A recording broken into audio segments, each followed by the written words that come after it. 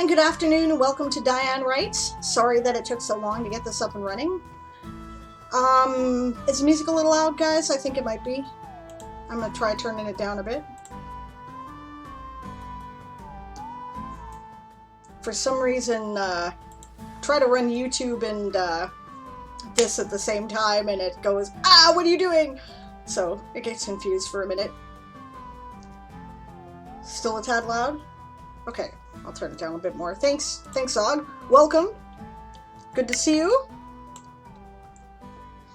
So today I'm hoping to get some writing sprints done, and I'm a moron because I forgot to bring my phone in here.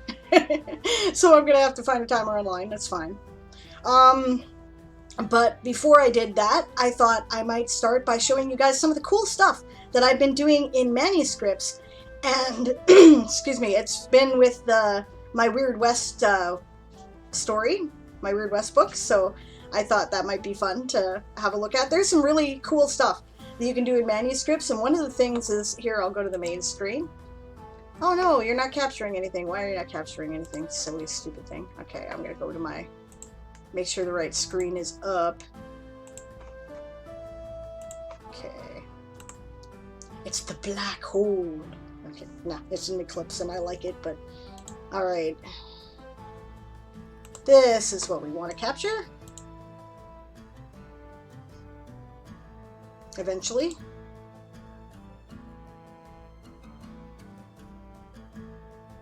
Okay. So we're in the editing screen for... Oh, that's neat. It remembers where you were at last time. I didn't know that. Okay, we're in the editing screen for my Once Upon a Time in the Weird West manuscript.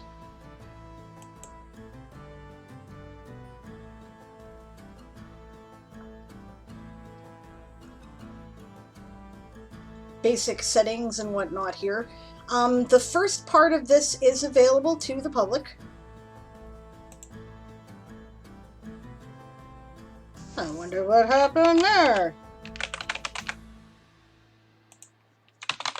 Make sure that works. Something went wrong there.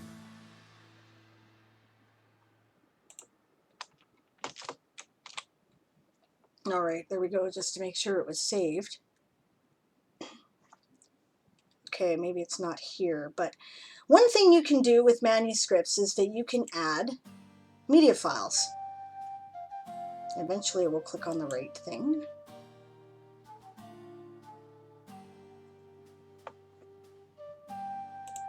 Oh, no, oh, there it was. See, I've got a media file here. And what that is me reading that part. See, I put together, when I was doing stuff for my patrons, I do live readings. And so I broke up some of it and put it as, I mean, it's, you know, it's not audiobook quality, it's just me reading the story, right? But I put it so that you can actually listen to at least some of the chapters now as in an audio format.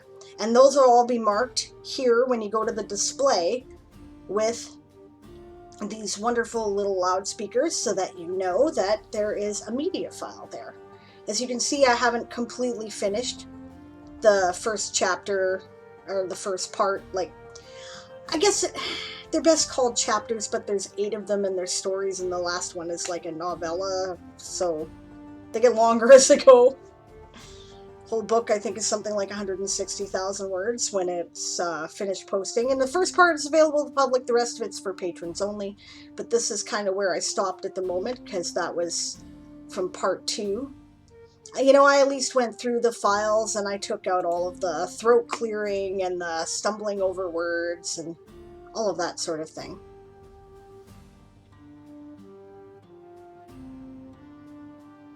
Right, so this is just me reading. I'll go back to it and pause the music for a minute so you can hear. I'm not going to play the whole thing, but... Once Upon a Time in the Weird West. Weird West Chronicles 1-6, a fantasy western serial by Diane Morrison.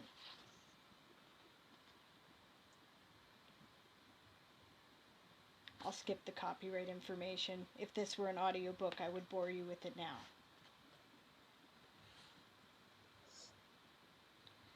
The Weird West Chronicles were originally published bi-monthly as a series of post-apocalyptic, weird western, fantasy, cattle-punk, short fiction ebook serials. The series continues and future volumes will be forthcoming. Follow the author's blog at dianemorrisonfiction.com for publication schedule, updates, special events, occasionally giveaways, and a whole lot more.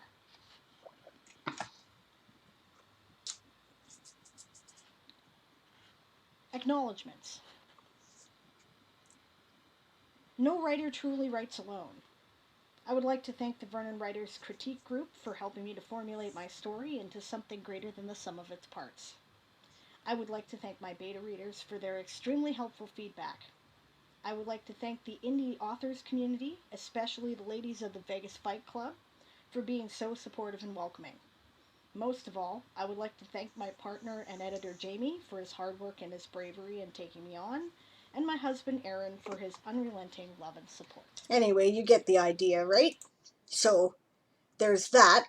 And then I did something else here, right? When you get to the title page of the different stories within the novel, then I put my book trailer for people to look at just in case they were interested in checking that out.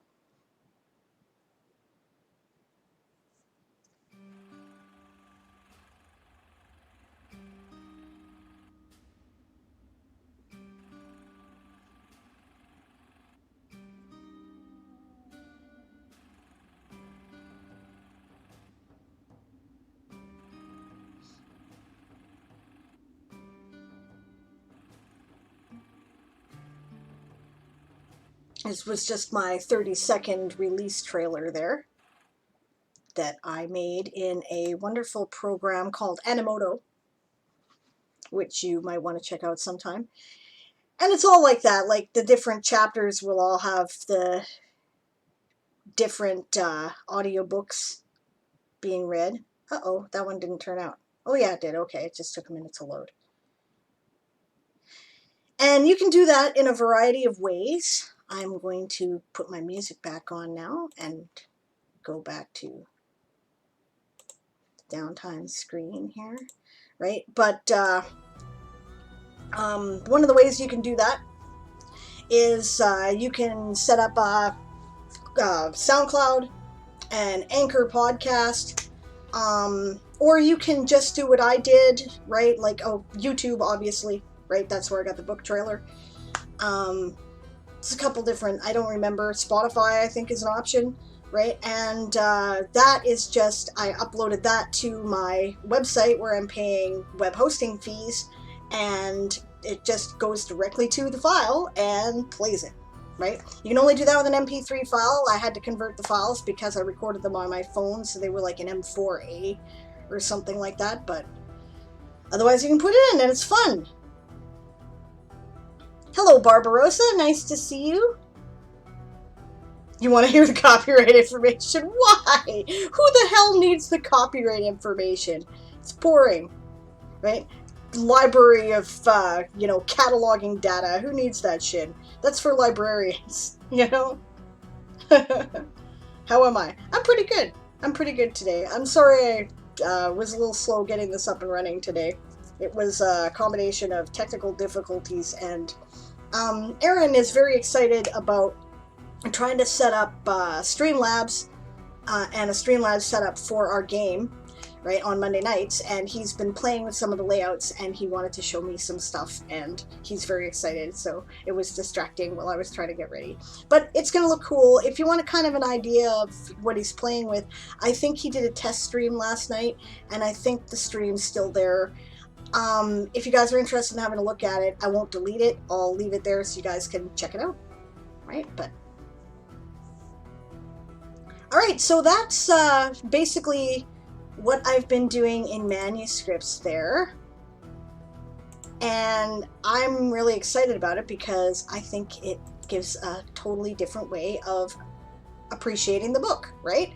So I'm still publishing chapters for my patrons once a week. I'm back at that now that summer camp's over. And I also did Let's see if I can find it here. Probably you want to see what I'm doing, so I should probably go back to the main screen. I'm listening to you, but also starting my classes, says Barbarossa, so I may not be immediately responsive, but you are awesome. Well, thank you. You're pretty awesome, too, and that's totally fine. You want to put this on the background and listen to me babble or listen to the music while I'm writing, welcome to do that. It's totally fine. I don't mind at all. So, alright, we'll go back to manuscripts. Or does that take me back to my manuscripts? Well, so what if it does? It's okay, because I can get to where I want to go from here. Oh, no good. It brought me back to the community manuscripts. There's a lot of stuff on here now. If you guys haven't checked this out yet, you really ought to. People are getting quite enthusiastic about this. Jamie Buckley in particular has put a lot of stuff on here. It's pretty awesome. Right? And for those of you who are familiar with Jenna Morrison, she's also put a preview of her new novel on here. Oh, this is Black Maggot's book here, God Noise. He has a way of writing, man. He has a way of writing. It's evocative, beautiful language. I still don't know exactly what the hell is going on yet, but it's amazing to, if you want to check out like really good evocative writing, I definitely recommend it. It's great. I'm eager to find out what the hell is going on. This story I've read on stream before. This is Sleep by Dinosaur Bob. Awesome. Really good story. Really enjoyed it. I'm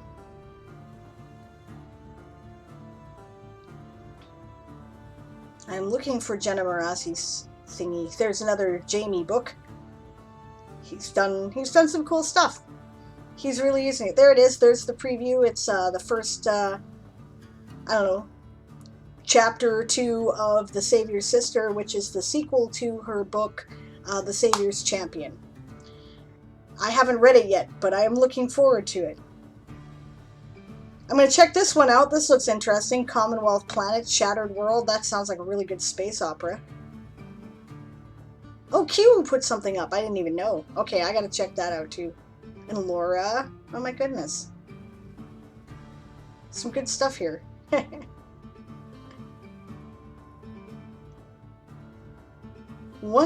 This is Artie's sort of a prequel to his Hummelverse universe. Artie can write war novels, man.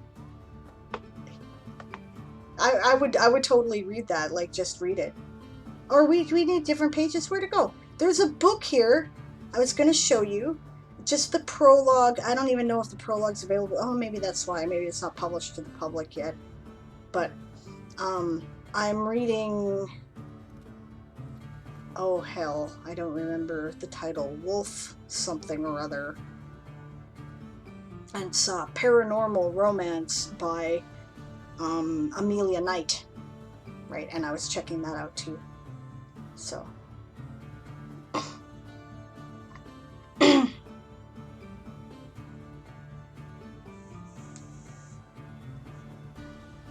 Recently published, is that what it is? There's not enough space on the page for all of the manuscripts now? Because it was near the beginning.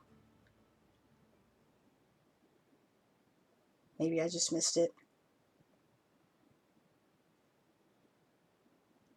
Anyway, people are doing some really cool stuff here, so if you haven't checked this out yet, then I highly recommend you do.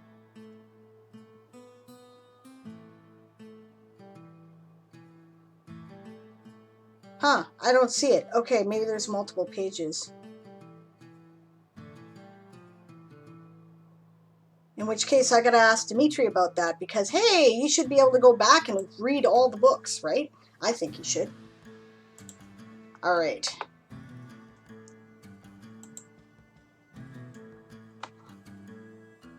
Barbarossa says, I recently started working on some short story ideas in my world.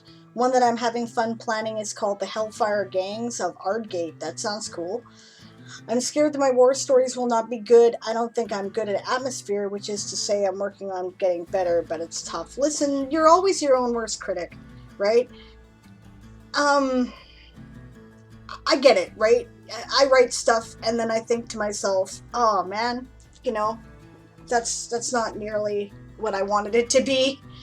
And, you know, but then give it some distance and you go back later and then you think to yourself, hey, you know, maybe this isn't too bad. You know, that's often how it happens for me.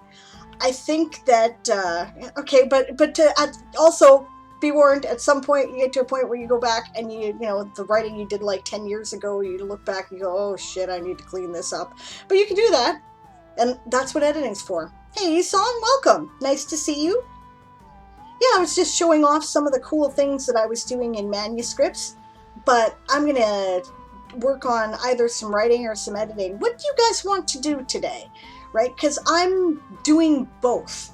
I have the, I'm still working on the 8th Weird West story, Borderland, and I'm in the drafting stages for that. And I'm also in the process of putting stuff up for patrons on A Few Good Elves. Actually, that's what I was going to show you, was A Few Good Elves. So I will do that. Alright, so A Few Good Elves is my labor of love. I started this years ago. It started as a fan fiction piece, and I have made it into its own thing, and this is where the Toy Soldier Saga universe comes from that I've been talking about. So, tickly. Notice all my trigger warnings. It's a war novel, be warned. I don't shirk from that. Alright, so when I was starting to make it, I did a machinima book trailer where I put together a bunch of stuff from mostly video games and other things like that to write put together like my own coherent story. And I included that here just for, you know, shits and giggles, basically. Right? Dedications, acknowledgements, the quotes. I like to start the Toy Soldier novels with quotes that kind of capture what they're about. And I've made the first chapter available to preview if you guys want. So this is for patrons, and it's still kind of in its final edit stage, right? So there may be changes as I go, but you can poke at it and see what you think. I'm also going to be putting up a book that I'm struggling with a title for the whole book, but basically I've written a few stories in the Toy Soldier Saga that have been published in various places that are not actually part of the novels, but they're connected. There's stuff that either, you know, I thought it was an important story, but it would have slowed down the novel if I had included it. Or in one case, I found that my novel, A Few Good Elves, was getting really, really big, right? And I'm like, all right, I gotta cut out some of the other subplots that are going on with some of these characters because I just don't have room. And what I did with that is I made it into a novella, right? And that's going to be up as well. But that's there's major spoilers in that for the novels, so you may want to read the novels first. I wouldn't read, if you're not into spoilers, I wouldn't read Homefront, that's what that one's called, until you've read the first 3 books, at least. Maybe the 4th. So, yeah. So they're coming. I wonder if 2020 will be a trigger warning, says Esau. Yeah, novels about 2020 might be, right? I mean, if you're trying to put stuff up on YouTube and you're talking about COVID, then they want you to mark that so that advertisers know, because they might not want to advertise, right? Insane. Barbarossa says, I will say this, I worked on some scenes with some mountain warfare stuff and trench warfare scenes, and I got it really good. Excellent. Soldiers splashing in mud and junk as they are walking knee-deep through knee-deep water and clay. Everything they touch, they sink a little bit, and their clothes are damp, cold, and they are miserable. My friend told me that he felt miserable reading it. Then you have done your job, Barbarossa. That is the job. That is the job description. ultimately, it's about connecting with your reader and making them feel what your character is experiencing. Oh, thank you for the posture check. Oh man, hydrate. See, I'm so ill prepared today. I did not bring anything that wasn't coffee to drink. So I will drink some coffee for now, and then on my first break, I will go and get both my phone and something reasonable to drink that isn't caffeine. Thanks for that, guys. Oh, do you guys want to know how to put this, page break thing in here? This starry image that I did? I could show you that if you're interested. I'm not sure. Like, because that's another thing you can do is you can add pictures to your manuscript. I just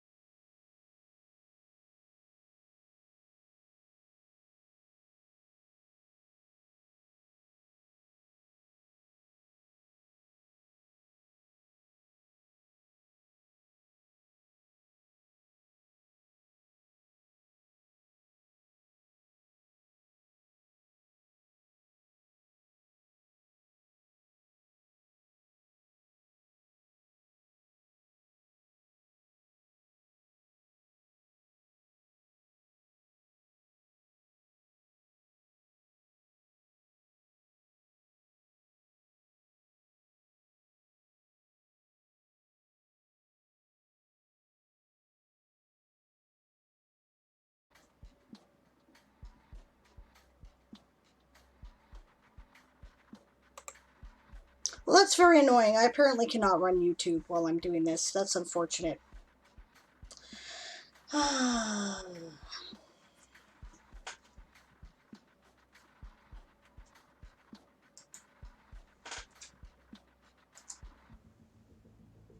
Checking my stream manager now to see if it's working. Okay, good. All right. Sorry about that, guys. Very annoying.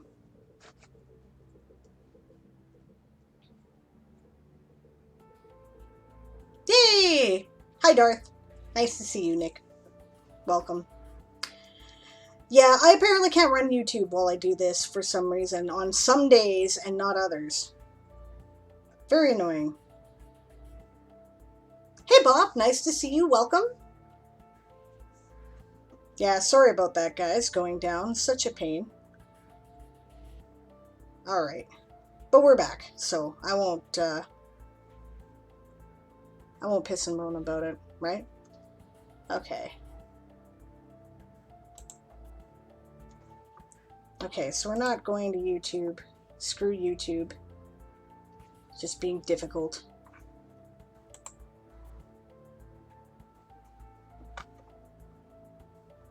Let's go to...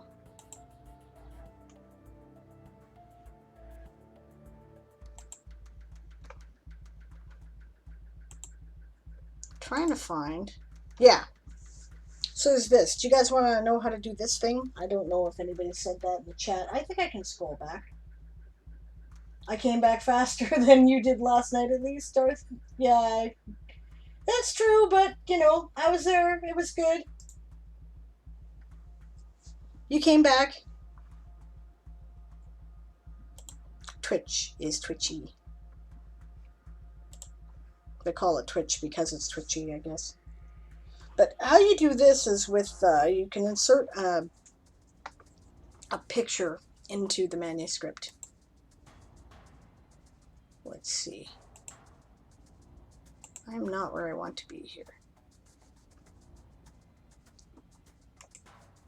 Okay, so it's probably going to be creaking and groaning on the screen here for a second.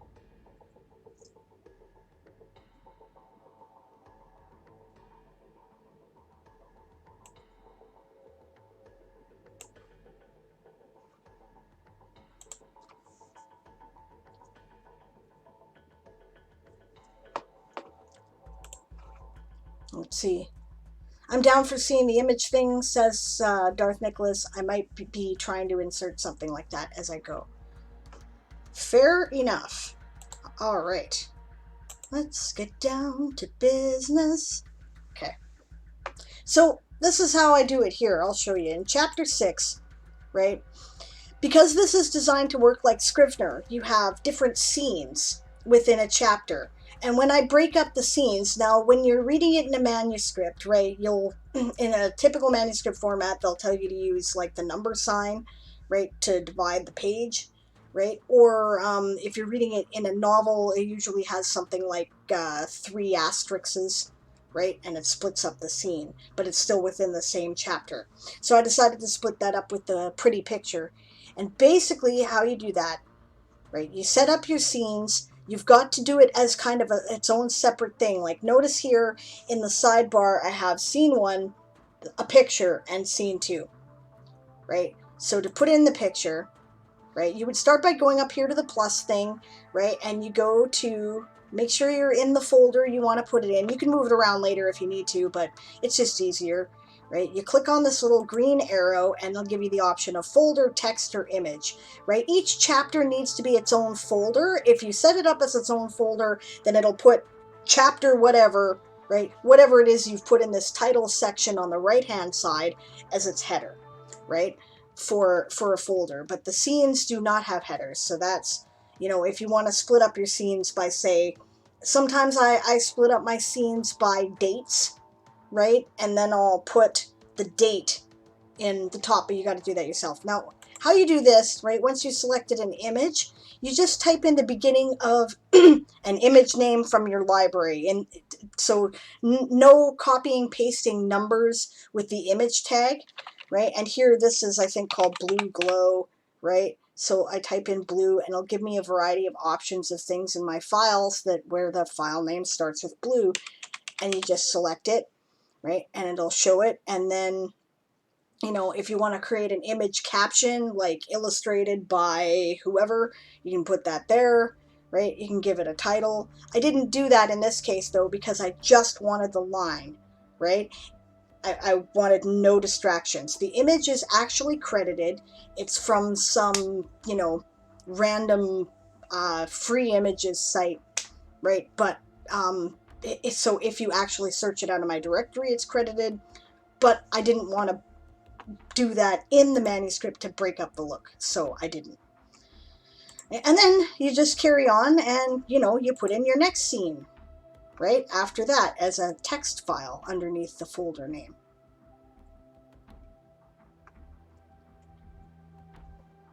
So, right, and of course the presentation, when you're done, looks like this.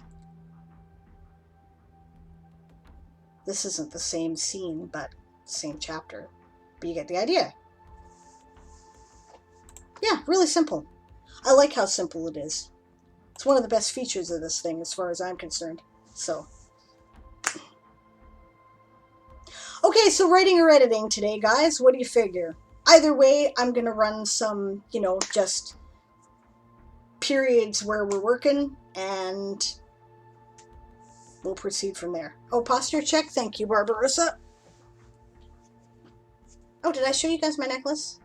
The hubby got this for me. Isn't this cool? I love dragons. You're up for writing? Okay, that's great, Yisong. But I don't do things that need editing. Yeah, pretty, huh? Yeah, I love it. I absolutely love it. He knows me. It's cool. Gets me little things. We don't pay a lot of attention to stuff like birthdays, anniversaries, and things like that around here because we believe that love is every day, right? So, you know, you're more likely to get, like, you know, little things. Nice pick, Aaron Ree. Yeah, I agree. Yeah, he did well. So, it's like stupidly hot here today. It's humid and it's gross and yeah. So, all right. Yeah. Let's get some writing and or editing done, shall we? I wish I had some good cowboy music on Sirenscape. I don't really. I prefer to write like music that is inspiring me. So I think I'm probably going to do editing today rather than drafting. I'm up for watching and chatting. Got 3,000 plus words done already, says Dinosaur Bob. You are a beast. That is amazing. Okay, I think my record in one day was 5,600 words. And that was an all-day thing, and I was on a roll, right? Like, I'm a turtle writer. I write slow. I eat the elephant in little pieces, one bite at a time. So, not too hot here, just another crummy 2020 day made brighter by the campfire. Well, that's good. I'm glad it's not too hot there. Not too far from me in Penticton and Okanagan Falls, which is about, I want to say about an hour's drive, hour and 20 minutes, right? There is a big forest fire right now that just kind of went all over the place. I had a friend contact me last night going, so if our evacuation alert becomes mandatory, can we come pitch some tents in your backyard? Of course, right? But, you know, welcome to 2020. And we had rain, like, all spring. Like, all spring. It was dark. It was rainy. It was so dark and rainy that the leaves are already turning color on the trees because they're confused because they didn't get enough sunlight, right? And, you know, we still have forest fires for, you know, welcome to climate change. Woohoo! Dino Beast. Yes, Bob is a Dino Beast. Moonflower says, my record is 4.7K in 3 hours. Holy shit. Okay? Holy shit. I cannot even imagine doing that much writing that fast. That's incredible. Like, NaNoWriMo is an all-month commitment for me, right? I do pretty much nothing but write. So, that's amazing. Oh, Sable, want to read a quote and tell me what you think? Sure, we can do that before we get started on the writing and editing, as long as it's not a huge quote, right? Otherwise, if it's like a critique for an article or whatever, I'm going to make you spend your channel points. So, and welcome, Moonflower. Nice to see you. Dinosaur Bob says, I'm starting to work on my player guide on building a role play versus ROLE play versus ROLL role play character. That's cool. That's a useful thing. Are you making that available to the public? I might refer people to it, right? Because sometimes that's really helpful. Moonflower says, yeah, I'm still convinced I was possessed. Sometimes it's like that, isn't it? Right? I describe it as the great cosmic force. Sometimes you're writing and the inspiration and then the words pour out of you and you're not even entirely conscious of the words pouring out of you. They just do. And you read it back afterwards and you're like, holy crap, the great cosmic force, or, you know, it doesn't feel like you wrote it at all. Right? And that's the magic. I love that when that happens. Treasure it. It's a good moment. Yeah. Okay, Barbarossa's quote. We stared upon a sea of shifting reality. It felt unstable, as if we walked upon a path that walled the separation of sanity and madness. It was uncharted, and it was likely to remain that way forever. 1215 Ethereum Book of Voices. This sounds like a Cthulhu Bible of some kind. Is that what we're reading? Because that's cool. I'm immediately getting that surreal kind of outside reality sense. It's amazing. And hello! Nice to see you, DM Stretch. Welcome. Sure, want to see so far, says Dinosaur Bob. Give me a sec to get the link on the phone. Okay, we can do that. And I will do that after we've done our first writing/editing stint. I think I'm going to go for 10 minutes to start with, guys, simply because we're pretty close to the hour. And that way, that'll work. A bit, yes, it's the plane of magic and spirits. Ooh, nice. Nice. So it's like the dream time kind of deal. Okay, that works too. The dream time's very surreal. I always think the dream time will look a bit like Time Pool's drawings. Don't you? I mean, like, that's kind of how I picture it. All the surreal stuff that kind of breaks your idea of reality and vivid color. You know? So. Alright. Let us get some work done. Oh, is that what happened? Oh, that fucking thing started. Ah, okay. There's some program stuff that Aaron installed on this computer that I wish he hadn't. The Start 10, whatever that is one of them. Okay, get a showcase or critique. Thanks for spending your channel points, Bob. That's awesome. All right, we're going to do the writing sprint first, and then we're going to do your critique. So, I think we'll get started now, shall we?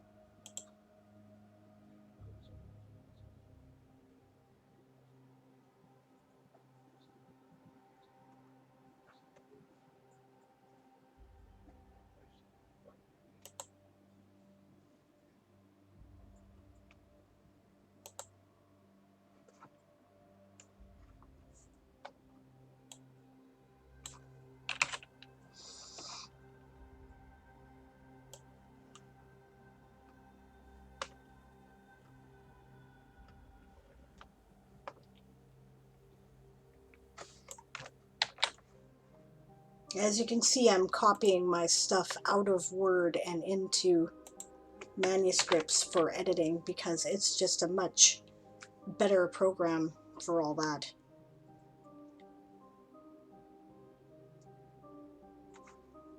Better go back to chapter 8 and get my date.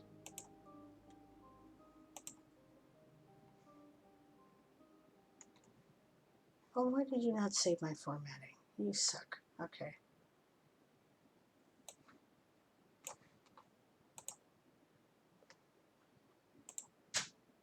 Sounds like something's going on out there, so I'm going to go check on it, and I'll be right back, guys. Keep on working, though.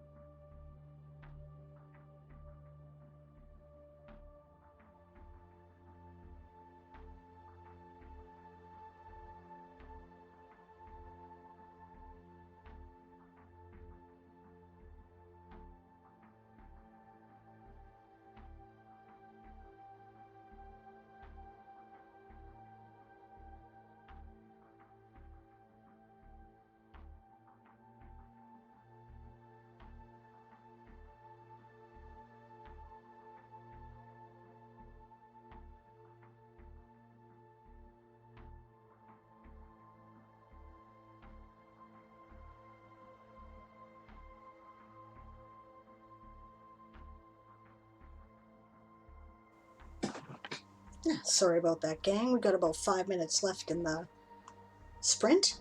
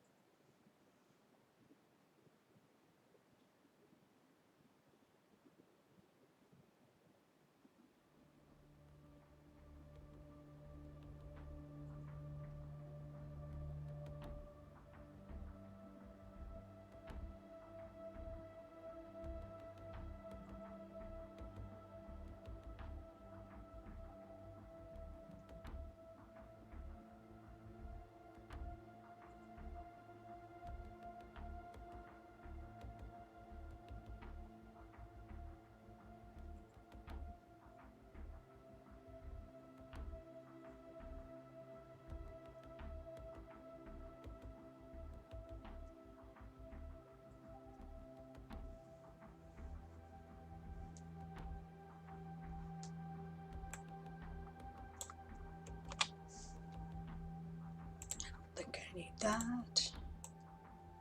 Good rule of thumb when you're editing. Very probably isn't needed.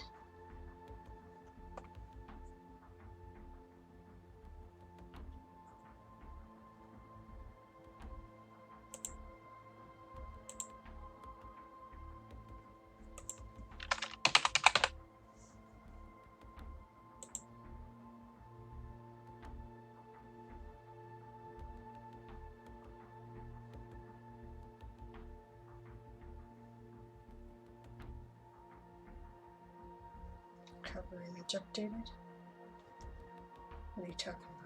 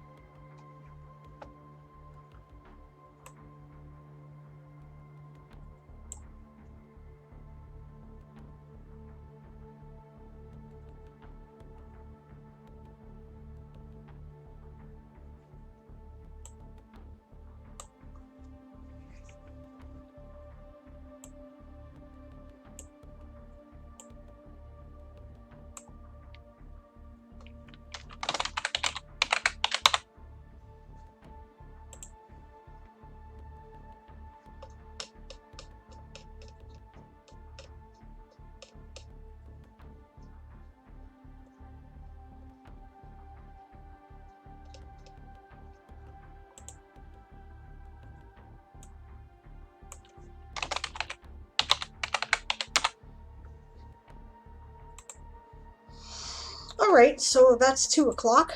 That's 10 minutes. I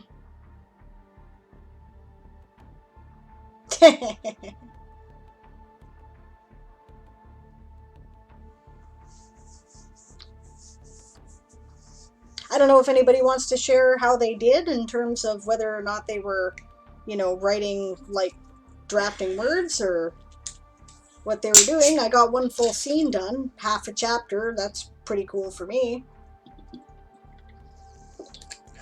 Like I said, I'm kind of in the final edit phase here.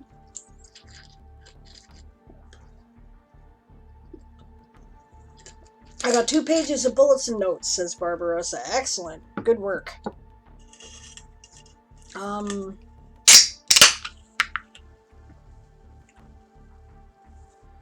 Darth Nicholas says, working on some edits in my prologue, got another visual added in. Good stuff. Barbarossa says, Sable, I don't want you to panic, but you have glasses on your face. Thanks. They help. He said, I forgot I didn't have sound turned off and your keyboard clacking suddenly scared me. Well, I'm sorry about that.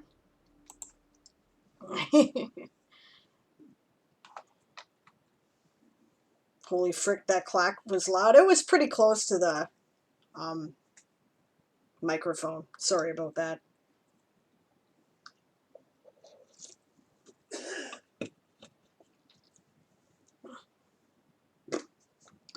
Yeah, you should be proud, Barbarossa. That's great. 2 pages of bullets and notes is excellent.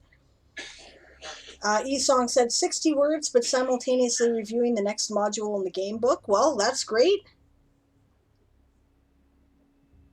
Thanks for the wake up. Well, if you were sleeping, too bad. It's funny. Okay. Well, let's look at Dinosaur Bob's article now, shall we? I'm kind of excited about this idea. There we go. Good. Okay, making sure it was capturing the right page.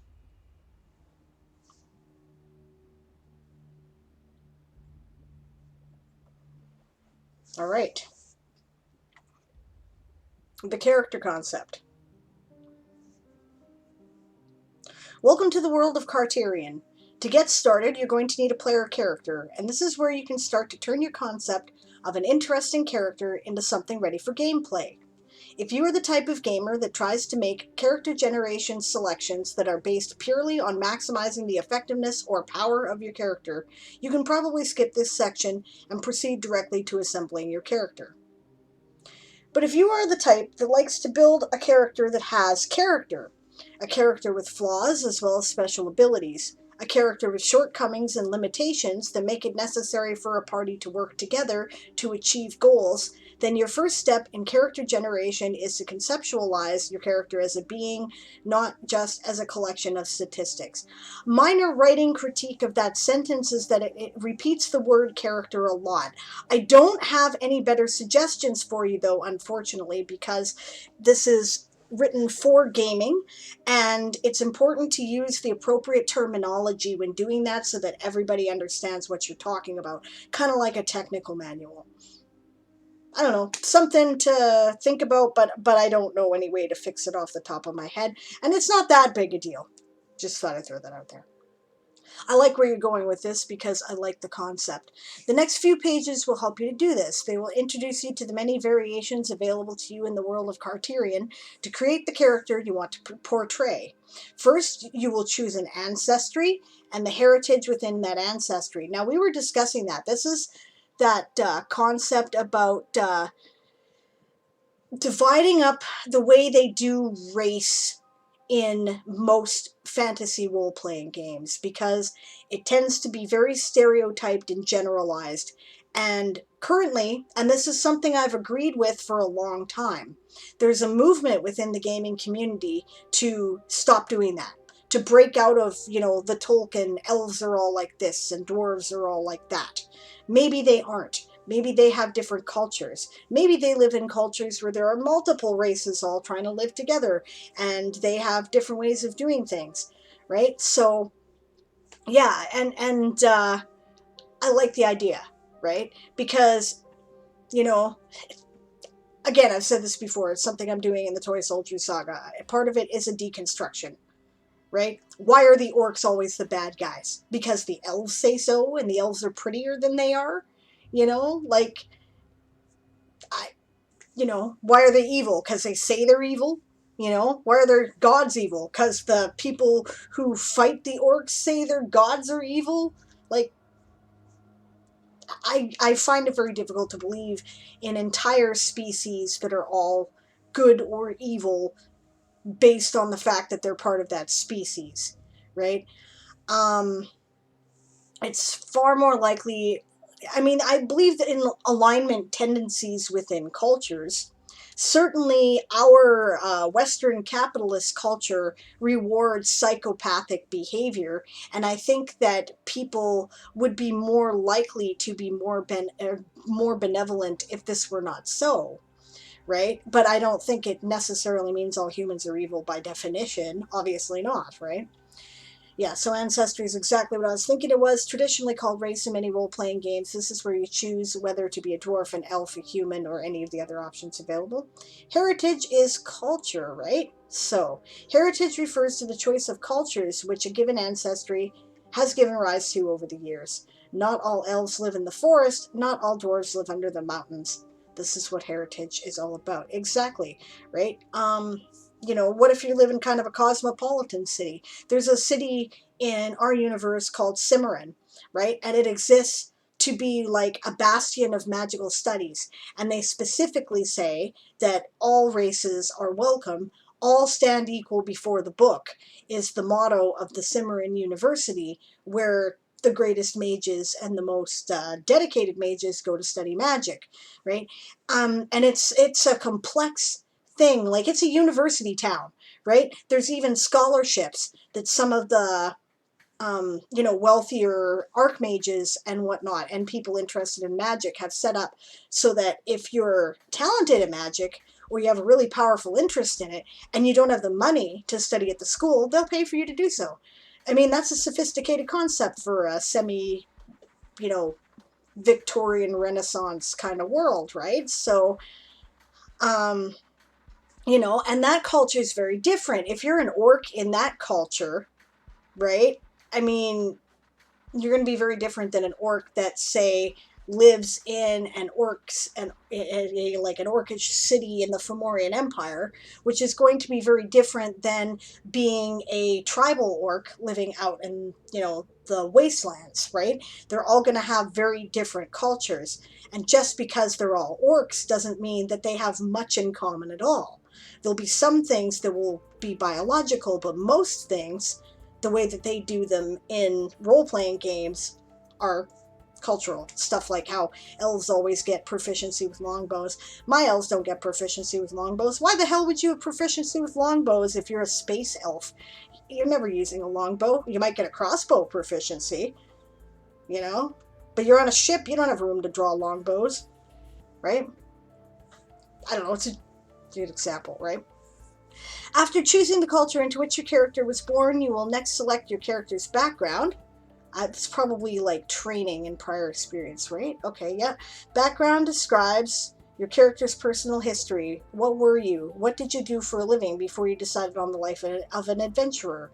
Your prior experience, defined by your chosen background, will give you certain skills and knowledge that will be helpful as you adventure in Carterian. What system are you using for this, Bob?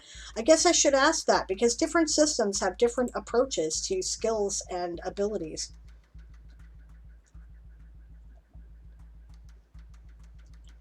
Yeah, all right. So, catching up on the chat, Dinosaur Bob says that article is inspired by a bit in the beginning of the PF2 core rulebook, but I've put my own spin on things. The Pathfinder 2. Okay. Yeah, I add the why do it this way viewpoint. That's cool. That's not the 3,000 words, by the way. The follow-on article starts the process described. Okay, I'll check that out. Um, Yeah, remember, I'm always here to help, says Barbarossa to Esong, and she does remember. I might be asking you your insight on how you ran the lizard folk lair. That's cool. Esong says to Dinosaur Bob, my one advice is to make your second sentence 2 sentences instead of using and. Yeah, if you are the type of gamer that tries to make character generation selections that are based purely on maximizing the effectiveness or power of your character, you can probably skip this sentence or this section and proceed directly. Sorry, no, this one. To get started, you're going to need to play your character, and this is where you can start to turn your concept of an interesting character into something ready for gameplay. Yeah, she's right. That would be cleaner if you cut it and started a new sentence where and is. To get started, you're going to need a player character, period. This is where you can start to turn your concept of an interesting character into something ready for gameplay. It says the same thing, but it's smoother. Yep. DM Stretch says, a bit like my Darmoria world, all intermingled. Absolutely, that's fun. E-Song says, because the elves are white and the orcs aren't. That's it, actually, right? I'm gonna wax some poetic here for a minute, so I'll go back to this. My soapbox. There is an argument that that's kind of the thing, right? That orcs are intended as an analog for people of color, and that elves are intended as an analog for Caucasians. And there is an argument to be made for that is far less comfortable than I would like, right? Like, it's a common critique of Tolkien that there is colonial racism, I guess I'll say, embedded in his work, and to some degree, I think that's true. And I think, as awesome as I think Tolkien is, I do think that's a legit critique. And I also think that this has started to permeate the culture of fantasy gaming, right? This is why representation is important, because art shapes culture. So, back when I started getting involved in gaming in the late 80s and early 90s, there weren't a lot of women that were vocal about doing it anyway. We've always been there, but there was this perception that fantasy gaming was for boys. I was told that flat out the first time I tried to join a gaming group, which involved a bunch of local boys in my neighborhood. And see, I'd gotten a basic Dungeons and Dragons book for a birthday present or something, and I was really excited about it. And then I found out, oh, you guys have a gaming group? Can I play? And they're like, D&D is for boys. Right? So, as a result, a lot of game material tends to be very sexist. It becomes a self-fulfilling prophecy, because the people who make the games look at their audience and their players, and they think, boys do this more than girls do. So we're going to gear our stuff towards boys, which is a perfectly logical decision when you're talking about a capitalist decision. However, that becomes a self-perpetuating cycle. When all the material is written for boys, girls don't want to play, right? So they're less likely to want to persist, and then that feeds into a sexist gaming culture that is still a problem even in video game culture today, right? Twitch has been criticized for this kind of thing at their conferences. So that's a thing. And the same thing becomes true of racial coding, right? You notice that the bad guy elves are black, right? And people of color who have always, again, been there and gaming are pissed with it. They've had enough, and they want to deconstruct that. So that's why work like Bob is trying to do here is very important. We're trying to do similar things, right? Honestly, if you read the Toy Soldier Saga, my elves are Imperial Brits. That's basically the analog. It's intentional, because I'm deconstructing the racism that is inherent in fantasy. So, don't lose, I know somebody's going to say it. Somebody's going to go, this is so racist and bullshit, and they're never going to pick up book 2 where I take it all apart. Right? But that's the point. It's deliberate. Okay. Going back to Barbarossa says, I also don't like alignments. It's so weird to me. I have a different thought on that, but I'm going to save that for another day, because that's gaming talk more than writing talk. Right? So, I think they can work, but I think you have to rethink them from the way they're written in the books. That's kind of the general summation of my thesis there. Bob says, I agree, and this whole chunk of stuff addresses that. This is the beginning. That's awesome. DM Stretch says, nope, just the politicians, laughing my ass off. Dinosaur Bob says, all 13 races are found in the big cities. Excellent. Yeah. Esong says, I want to move to a multicultural platform, but I want to know the system a little more, so goals. Yeah, you kind of do need to know the system first, and that's perfectly understandable. It's an excellent starting point. You can even work that in, right? Again, we're doing gaming talk, but there's a lot of overlap between... okay, so a role-playing game is a co-created universe that you are writing in spontaneously. Right? So the things that apply to writing often apply to gaming as well, and vice versa. And this is one of those things, right?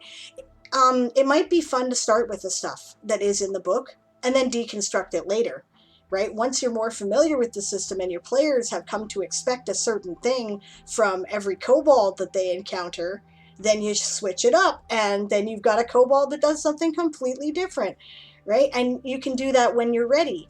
And then it can be a fun thing to build in. So, Esong says, gendered echo chamber. Yeah, in response to my rant about the sexist culture that has permeated gaming. Yeah, absolutely true. Barbarossa says, weird woman on the altar scene with her dress torn and whatnot. Never understood that imagery, honestly. I don't have a problem with it. I do have a problem with it when there's no men with their clothing torn on the altar and it's only women, right? Like, bad guys are bad guys. They do horrible things. Our games can get pretty graphic in terms of what the bad guys have done, right? They're terrible. They should be terrible. Your characters should want to stop them. There should be a reason why your characters are like, yeah, you know what? The world will be better off without these people, you know? But yeah, when it's always the women in the disadvantaged position, it gets old real fast, right? I could tell you some stories about DMs that I had the misfortune of playing with as a young woman, and I'm not going to bore you with it. But I will, I'll poke Aaron about the fact that we had this discussion, and I'll get him to link an article that I wrote about it, because it kind of says everything I need to say. All right, it's the same echo feedback loop with D&D and high level 12th plus level adventures. Yes, a good point, right? And the oversized boobs and the armor that doesn't cover anything. Yeah, there's some real pushback against that right now. If you do not want to be torn to shreds, you will not have that in your role-playing game right now. It just won't be a thing. So, because people are fed up with that whole nonsense of that. Yeah. Again, if you're going to sexualize both sides, whatever, right? Boris Vallejo, I got no quarrel, right? He has lots of boobly women, but he has lots of, like, ripped fashion model or bodybuilder men, and his women are all muscly too, and he just likes looking at the human body. Okay, right? It's when it's a double standard that it becomes a problem, right? DM Stretch says, actually thinking of that, except for Galadriel, all the females in Lord of the Rings are secondary. Yes, that is also a critique that has been reasonably leveled towards Tolkien, and Why can I not remember his name now? The director who did The Lord of the Rings, Peter Jackson, right? He tried to address that by giving more significant parts to female characters like Arwen. Although Éowyn was always just as cool. Éowyn in the movie did nothing more nor less than she did in the Lord of the Rings novels. So you can't, it's not entirely a brushstroke, but there is a significantly lesser number of important women. Yes, that's a true thing. Okay. Moonflower says to E. Songbird, the whole point of armor is to be protective. Who the frick cares about fashion when a fucking sword is aimed at your heart? Absolutely. That is the whole point of armor. Yeah. And actually, if armor is designed to look fashionable and show off your feminine form, it ain't probably doing its job. I'm speaking from personal experience. I've had like a shaped breastplate on, right? And I don't, like, it would, if I actually got hit with it, it would cause bruising and armor bite, I'm sure, right? My breastplate when I was fighting in the Society for Creative Anachronism had some curve, because I do have breasts, they have to be protected, and you should probably have the breastplate away from your boobs so they don't get smacked, because you can get some serious injuries that way, right? But it wasn't like, it was flat otherwise, like it wasn't shaped around each boob, right? It was like a curve around the bosom area so that it wouldn't smack my boobs, right? And yeah, right, that's how best to use a breastplate there, right? Esong says, I think Galadriel is pretty secondary, though important. Éowyn is my redeeming moment, at least in the movies. Yeah. Dinosaur Bob says, alignments are for individuals and maybe cultures, but not whole races. 100% agree. DM Stretch says, yes, Éowyn is great. I disagree, as Galadriel has a bigger part than Celeborn. True. Even though Éowyn is secondary to Theoden, Éomer and Aragorn, though, still a strong character. Yeah. You do have to give Tolkien some credit for that. It wasn't common in his in the period in which he was writing to have that. We keep forgetting that. There's an argument about that too, right? Is it excusable to be racist and sexist in an older time? To some degree, no, because it's been a thing for a while, and people are aware of that. But you also have to give the context of, and to be fair, that was unusual in this time, right? So you have to give them that.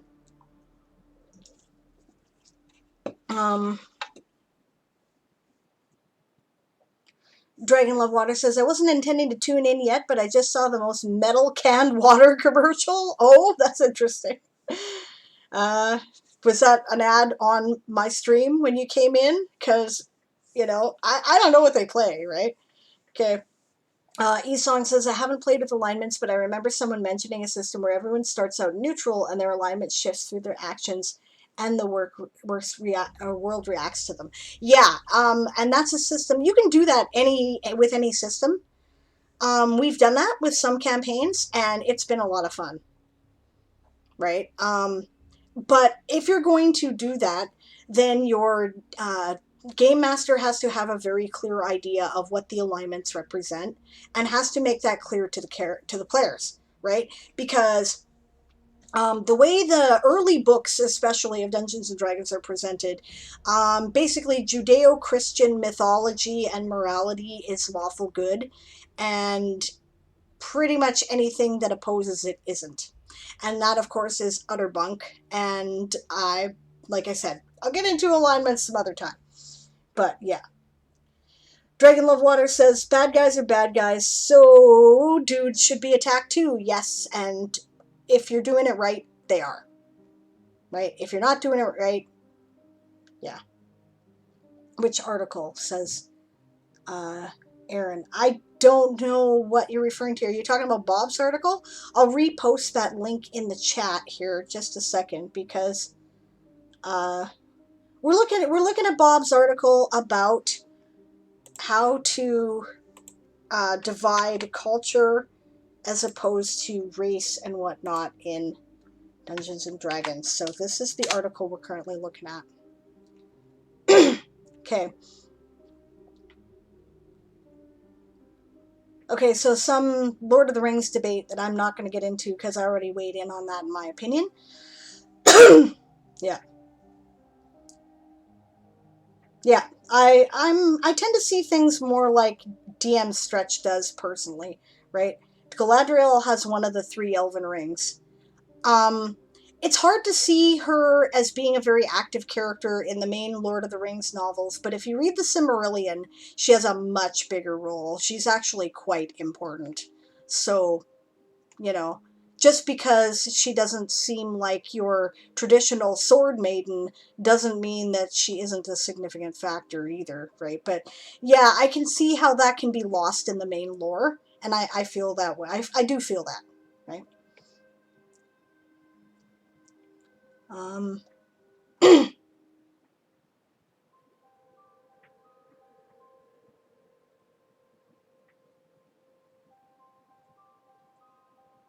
Yeah, yeah, Barbarossa's got some useful stuff to say there. He says, I never had it as a historian because weirdly sexual armor just, my brain goes, why? Yeah, right? But I also love women in regular armor. I had to make a few alterations, but it's an alteration made by both sides. If it was shaped to the female breastplate that were shaped with the boobs and all, it forces the sword into your arm or into the sternum. Yeah, right? But it would still crack your sternum or wreck your arm. It's so bad. Yeah, if you have like um a shaped breastplate over your boobs, then it just feels like you have bigger boobs. They're an obstacle and they get in the way, right? If you've got something that is designed to protect them, you become adjusted to it fairly quickly. From my personal experience, anyway, right? Other your mileage may vary, right? Dragon Love Water says, I don't know how you are looking at Lord of the Rings. While they may have secondary parts, they're all strong characters, and don't think the fact that there isn't a woman in the main cast is a huge problem. Yeah, I mean, that just happened to be the story that Tolkien was telling at that time, right? But the Silmarillion and other surrounding lore are a bunch of shorter stories, and there's a lot of female perspective main characters, including Galadriel as a younger elf. So, yeah. Song says, Sable, you mentioned that you wanted Aaron to post an article. Oh, yes, because it articulated your views on the subject. Forgot the subject. No, I want him to do that in his gaming stream, right? Because this is a writing stream, and that that's for gaming, right? But it's my article called if you wouldn't mind, and if people want to talk about it, dear, when you do your next gaming stream, which I believe is your DM advice streams on Friday, right? So on Friday, it's my article that I wrote for my blog called D&D is for Boys, or Why I'm Always the DM. Right? So okay. Aaron also go on to the article linked at the very bottom right. We will, Bob, because you used your channel points and I owe you a full review, right? DM says, oh, so true. Galadriel is almost as strong magic-wise as Gandalf, and in some cases stronger, actually. Yeah. Esong says, that's what I was getting at, DM Stretch. She seems inactive. I haven't read the Silmarillion to be able to get the context from there. Yeah. Fair enough. Yeah. Barbarossa says you also need to have the breastplate formed to your chest, which could be different and could be very uncomfortable, but also an odd choice of resources.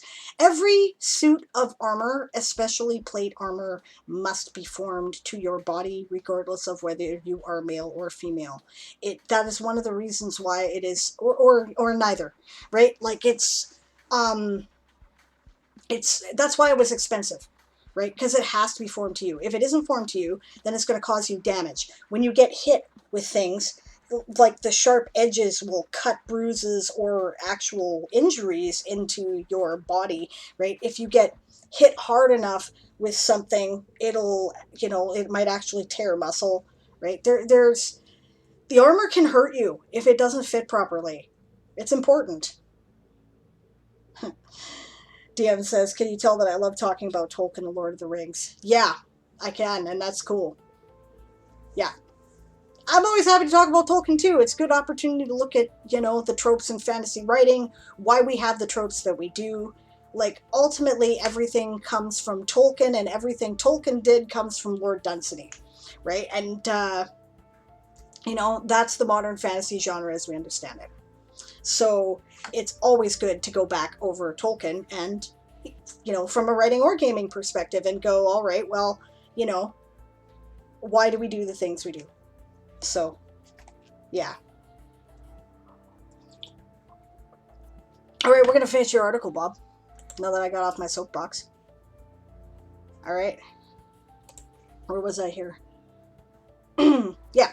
After choosing the culture into which your character was born, you will select your character's background to decide what abilities and knowledge you bring with you as you start the life of an adventurer. Finally, you will choose your class, and that's adventuring class, I, of course, assume, like wizard, sorcerer, cleric. Yeah, okay. To determine what talents, skills, and abilities you will rely upon as an adventurer, and which you will continue to hone as you progress. By conceptualizing your character first, you have the opportunity to create the character that will be fun. I'd say a character is what you need there, right? That will be fun to portray, and not just a collection of statistics that determine how many or what types of dice you roll. You will know something about your character when you begin. Where did you come from? Why are you here? You will have the beginnings of your character's backstory.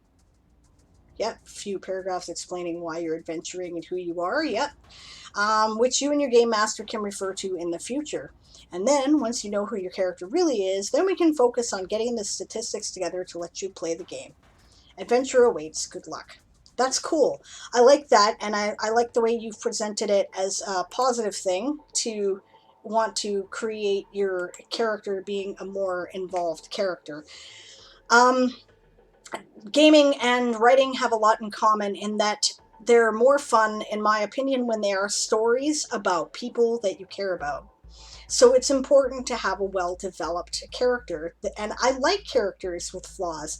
I don't know if anybody's been listening to our Monday night game, but my character is a non-combatant type who has found herself in command of a Marine unit.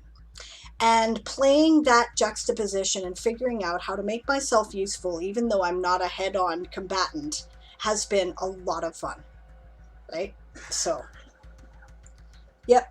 Deanna Stretch says, and always remember to have a padded coif under your helm, otherwise your ears will ring like a bell. I'm okay. There's a couple different reasons why you would have the padding under your helm. That's one of them, right? Because honestly, yeah, right. It makes a really loud metallic thunk, right? And it's really loud. It's not a gong sound. It's not dong. I mean, you see that in all the cartoons, but it's not. It's more like a, thunk, right? And it is really loud, but it will ring a bit, right? So yeah, that muffles the sound in part. Also, when you get hit on the head with a metal thing, if there's no padding to distribute the effect of that, the metal is only going to do you so much good, right? The third thing is that having metal directly against your head, it gets really fucking hot. They're hot. Helmets are hot. You lose most of your heat through your head, or a lot of it, right? So, and if you've got a helmet over it, especially if it's like form-fitting without any kind of padding in between, right, then the heat goes nowhere. Heat exhaustion. There's a major battle that took place in, I believe it was the Third Crusade, where the Saracens were pursuing the Crusaders, and the Crusaders almost died of heat exhaustion. That's what almost killed them. There's lots of examples of that, but that's a really excellent case study in it. Barbarossa probably remembers the details better than I do. A second to complain about mosquito bites. Okay, second over. Yes, I hate mosquitoes. Everybody hates mosquitoes. Oh yeah, swords are loud. Yeah, they are. Metal clashing on metal is loud. Yes, yeah. E-Song says to Moonflower, my one hope with this summer is that mosquito populations will go down due to increased indoor human populations, reduced food source. There are silver linings to things. I've noticed less mosquitoes when I have been out. So, and yeah, you get so sweaty wearing a helm. You get so sweaty wearing armor. Armor does not sweat well, especially plate armor of any kind. And that includes that boiled leather plate, which is often historically inaccurate, by the way. The whole thing that D&D and a lot of other fantasy games has with, leather armor for rogues because it's more maneuverable. Not really, no. Okay. DM Stretch says, also why the Great Helm was changed to the Sugarloaf Helm. That flat top wasn't such a great idea. Yeah, the idea was to prevent actual contact with your head, right? And that's why they kind of built it up a bit, because, I mean, like, I've worn a couple different styles of helm, right?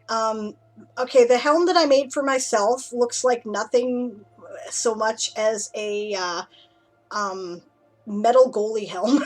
That's what it looks like, because it's like in the Norman style. There's like a ring and then a cross beam that goes like this, right? And then triangular metal plates which were cold forged into place, and I did that all myself. I made it all myself, right? And then there's like a little bit of protection around here to prevent the back of your head and your neck from being damaged. And then because I was doing it in the SCA, I had like a grill on it, and the grill looks very much like a hockey mask. It's all made of metal rebar that's been, welded together, right? But the actual style of the helm had like a nose plate that would come down, right? And the other thing is that your eyes need protection, right? And it's hard to see when they have protection. It limits your visibility. At the very least, your peripheral vision is limited, right? Which can be a real disadvantage on a battlefield, right? So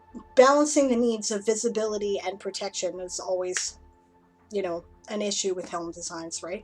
But yeah, it's hot, right? It holds all the heat in. It's metal. It doesn't sweat.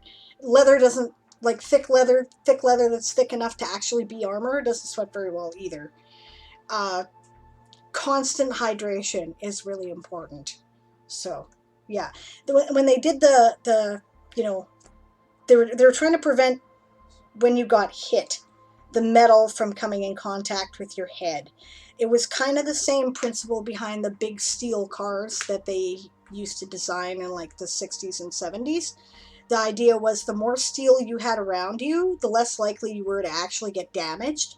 But the problem is that it didn't distribute the weight as well, and it would crumple in when there was a huge impact. And I think this is actually a pretty good comparison, because like you're talking about similar pounds per square inch pressure when you get hit directly with a sword or a mace or another weapon, as opposed to, as well as when another car hits your car, right?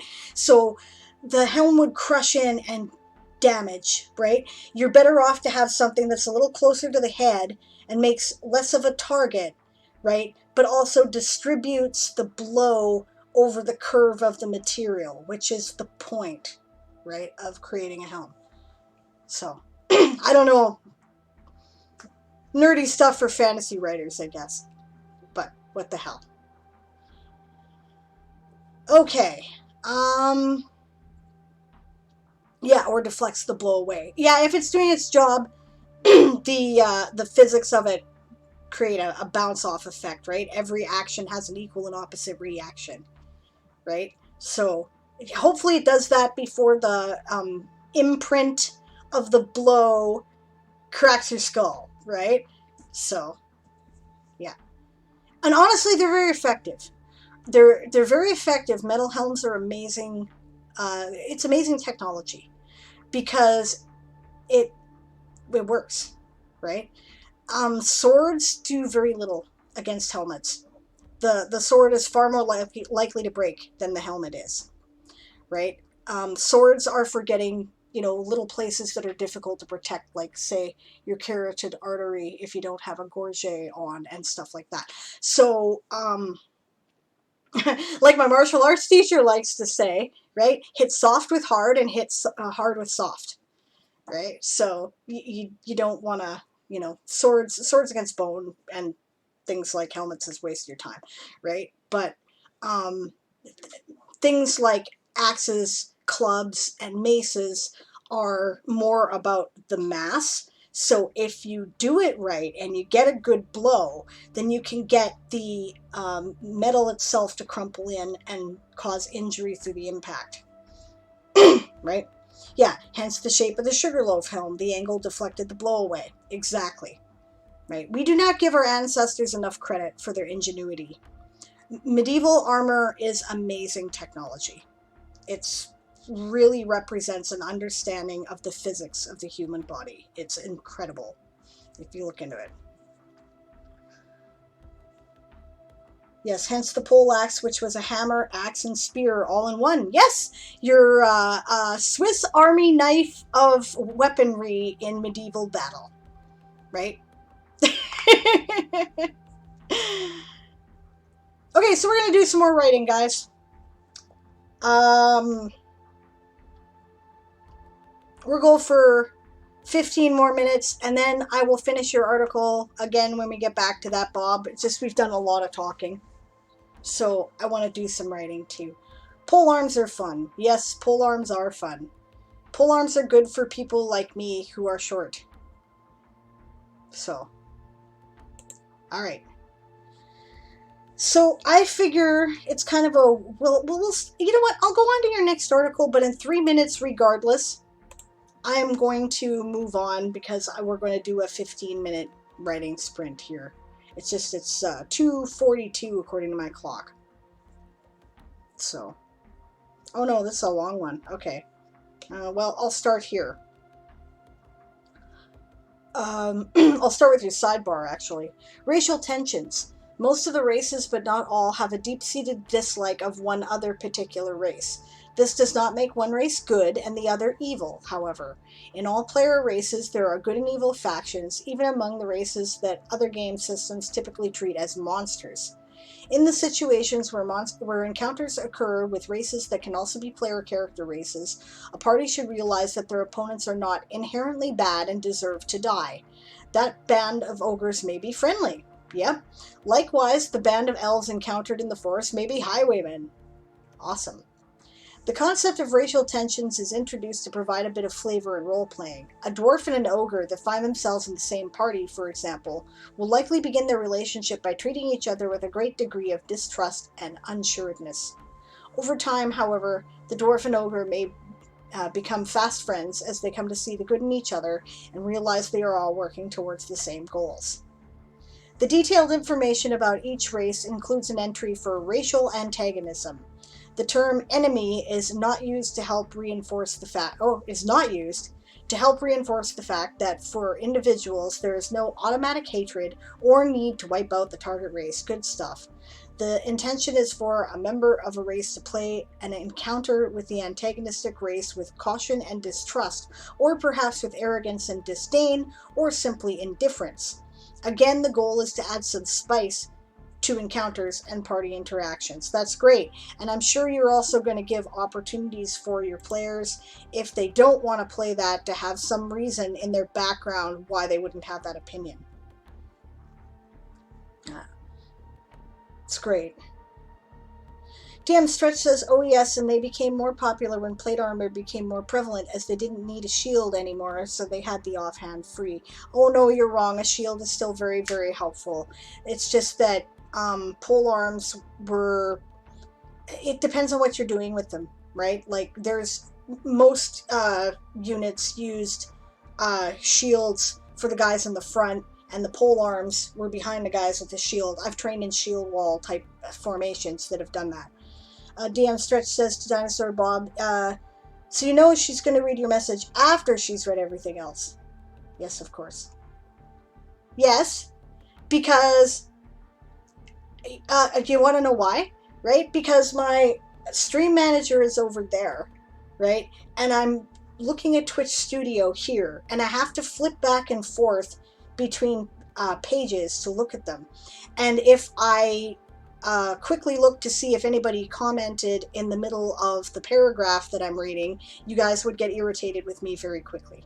So we're not going to do that. Sorry. That's why that works that way. All right. So we're back to work for another 15 minutes.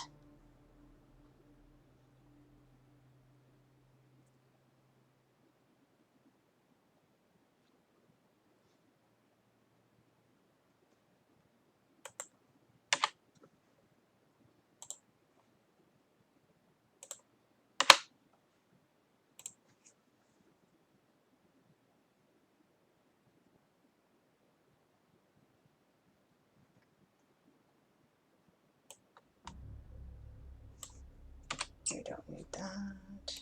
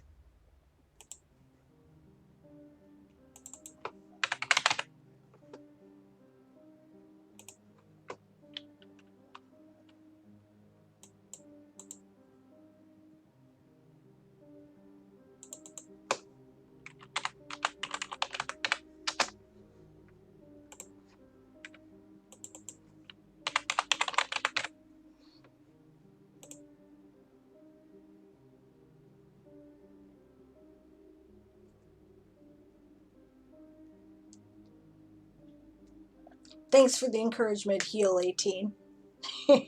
Welcome.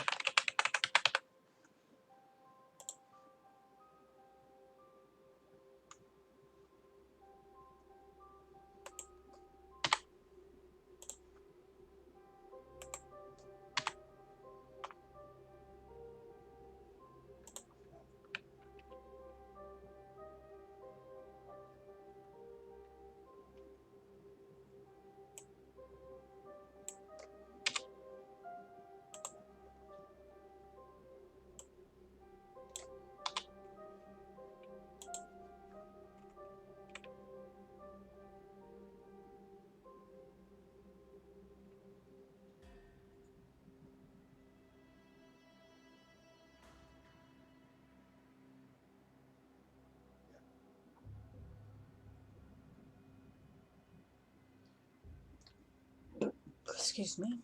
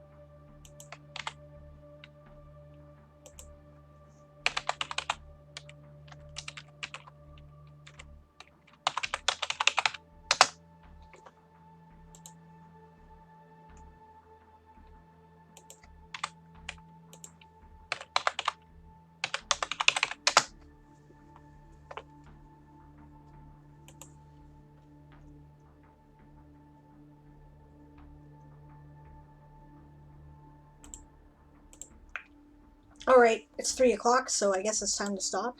I got involved. Well, we're having a conversation about horses, are we?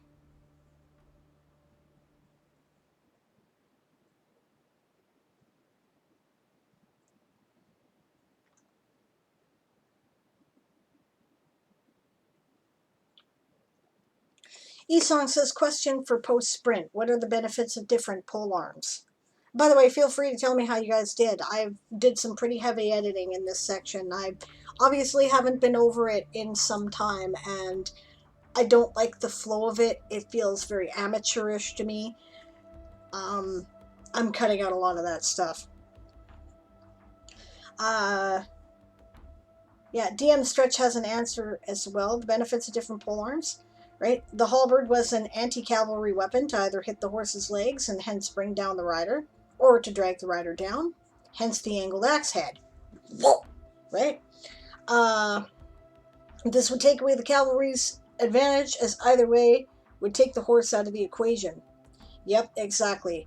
Bill hooks were more basic, came from a farming tool carried by peasants. Other than that, pole arms could be a very long conversation. Again, that's a big pole with a big hook at the end of it, and like often a sort of like, okay, and then you would take the hook, right, and it could do things like, cut the, like, it depended on what you got, but it could be very useful. You could unseat a rider. You could cut a horse in a major artery. You could, on one of his legs, right? You could, chop the saddle off by taking out the strap, right? A bunch of stuff like that, right? There's pole arms that are basically big hammers that are intended to work at a distance. Lances are big spears, and they're mostly intended to provide a place where the charging horse could injure itself, like a braced pole arm, like so, right? Lutheran hammers try to combine the benefits of the hook thing or a spike, right? You go and again, major arteries, and or a hammer whack, right? So yeah, it's complex. Thinking underwater, and so you'll have to do some research. But it might be more of an elven shoe issue. Okay, underwater. You don't want anything where you have to do this.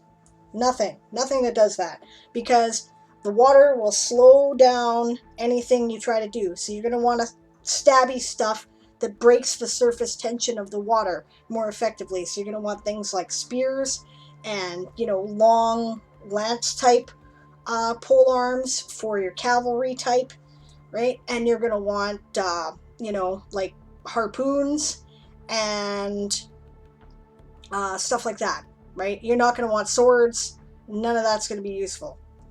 So, yeah, Heel says if you hit a horse on purpose in a battle, you're I don't know what word you meant, disgrace, and disgrace, that's it, and a scumbag. Have some chivalry and honor. Yeah, that's theoretically the code of honor, and it's because horses are really expensive, and also, people do have some compassion for horses.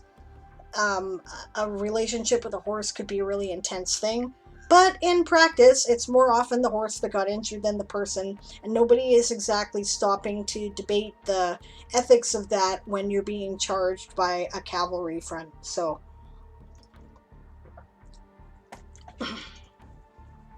DM stretched pikes are the most common. Yeah, pikes, that's what I meant. Anti-cavalry weapons due to being about 15 feet long. This whole thing about the cavalry charging straight onto the pikes, though, that was rubbish. Exactly. The horses would try their hardest to stay away from them.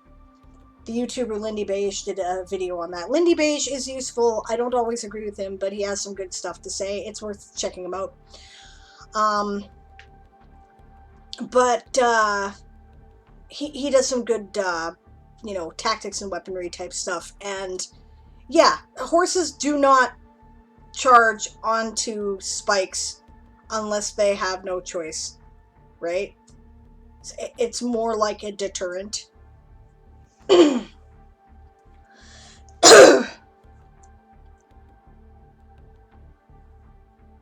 Yeah, DM Stretch said basically what I said. Heel doesn't like horses. Fair enough. Bob says most early pole arms were designed to solve single problems. Later ones started combining bits from the early ones for versatility. And they never, they could do that, right?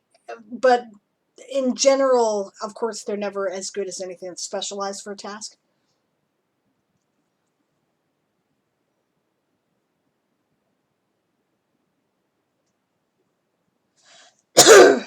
Hmm. Okay, not getting into the horse debate.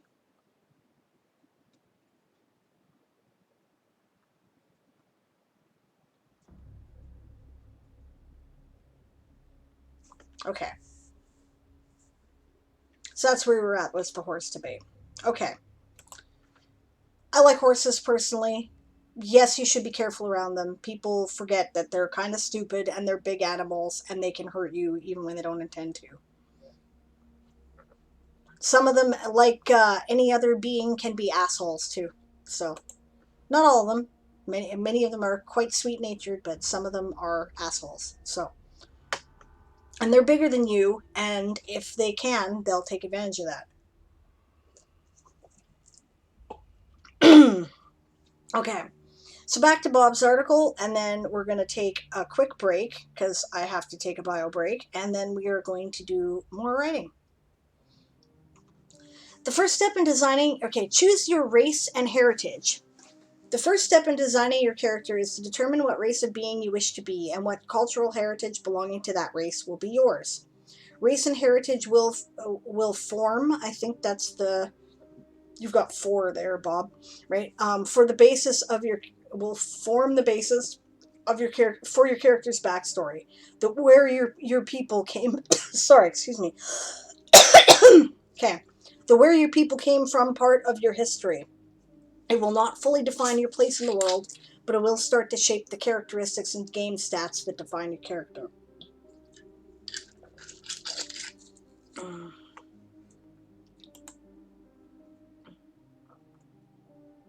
Posture check, thank you.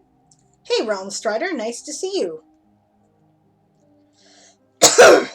Snuck in to listen, and besides Sable, our husbands are chatting. Well, that's who he's talking to. Okay. That's cool. Don't follow links from this, says Bob. Most of them are unfinished. Okay. There are 13 player character races from which to choose. Catfolks, dwarves, elves, gnomes, goblins, halflings, humans, kobolds, lizard folk, ogres, orcs, rat folk, and tengu. Cool. Each of these has a unique history on Carterion that may be different from that found in other campaign settings, which is the whole point of playing in a different campaign setting. So it's important that you familiarize yourself with their characteristics here. Taken together, all 13 of these races are referred to as the folk. All of these player races are humanoid, meaning they have a torso supported by 2 legs, have 2 arms with fingered hands attached at the shoulders, and a head on top. Good to clarify. Some have tails, some have claws instead of fingernails. None of them can fly, or burrow, or breathe underwater indefinitely. Well, what the hell's the point of playing a Tengu then? Okay. All are designed to be equally playable as far as game mechanics are concerned. Each does have a unique flavor, with certain characteristics stronger than others, and different factors contributing to personality. Variety is what makes for excitement in role-playing, and the choices of race are designed to encourage that variety. Following is a very brief description of each, which includes a link to more detailed information about the race and its associated heritages. Catfolk. The catfolk are, as the name implies, a cat-like race known for agility, curiosity, and outgoing personalities. They can be found throughout Carterion, though mostly in the few jungle regions. Most large cities of Carterion will have some catfolk living among the rest of the folk, and any forest is a potential site for a small settlement. Dwarves. The dwarves are short, stocky, and for the most part stoic and stern. They are sometimes dour and brooding, other times boisterous and exuberant. They are also rather long-lived, though not as much so as elves. Dwarves originated under the tallest mountain peak on Carterion, but have spread out to not only other mountains, but to hills, plains, cities, and even the sea. Each of these environments gives rise to a distinct heritage. Elves. The elves are tall, slender beings that were first awakened under the trees of the great forests. They have an affinity for the fey nymphs of Carterion, having been created by the same deities. They live longer by far than any of the other folk. Like the dwarves, they also have spread out across Carterion, with heritages reflecting life in caves, on the plains, near or even in the sea, and mingled among other folk in great cities. The gnomes are an interesting race. I highly recommend you take that line out because that is an editorial, and every other being here you've given a kind of a here's the information, not an opinion. To say interesting is giving an opinion, right? Created to be the best of both dwarf and elf, by whom? Their deities? Their outward appearance doesn't really suggest either. I would maybe start that with the gnomes were created by their deities to be the best of both dwarf and elf. Their outward appearance, period, right? Their outward appearance doesn't really suggest either, but their curiosity and appreciation for intricacy and beauty, coupled with their persistence and attention to detail, belies their mixed beginnings. Gnomes can be found belies their mixed beginnings? Belies implies in spite of. This mixed beginning is a bad start, but this thing here is now good. I think you're avoiding language like that, so I think you should take that out. Okay, gnomes can be found literally everywhere. There are in fact very few predominantly gnomish settlements. Most prefer to live among the rest of the folk wherever those folk are found. I suspect that what you're doing here is that you've had people go, what the hell's the point of gnomes in the past? And you're trying over hard to sell them to the characters. The goblins are a small, short-lived race with skin tones that can range from ashen white to deep green to brown and to ice blue, depending on their heritage. No objection, but you haven't described the skin colors or anything else of any of the other races yet. So what is the default? You may want to think about that, right? And you may not want to, or you may just want to take skin tones in this short description out for goblins and save it for your main article, right? Since they were created, they have had instilled into them a need to belong, a need to be seen as worthy of and equal to the other races on Carterion. Who instilled that? Right? Perhaps it's a matter of they are small and they know that they look different from other races, so they try extra hard, right? They are known for their nimbleness and charismatic personalities, though their tendency to act before thinking sometimes gets them in trouble. I like your goblins, they're neat. Many have made their homes among the other folk. They can be found in elven forest homes, in dwarven delves, cities, deserts, plains, tundras, and mountains. Others have banded together in tribal societies and choose to prove their worth by aggression. Why would they do that when you've established them as charismatic personalities who really want to belong, right? If you're going to have nasty goblins, then you need to kind of establish that at the beginning. Say something at the beginning of the paragraph like, goblins tend to fall into two general cultural stereotypes, right? So, yeah. Okay, taking a break here just to catch up on the chat. Loving the layout and for RPG. Yeah, your layout is excellent. This is a beautiful looking article that is really easy to read and understand. And your choice of font and theme gives me a feel for your world. It's excellent. Realm says, I'm preparing for the afternoon toke time, was fighting with Twitch. I think that's what Aaron was doing, which is why he's talking to your husband.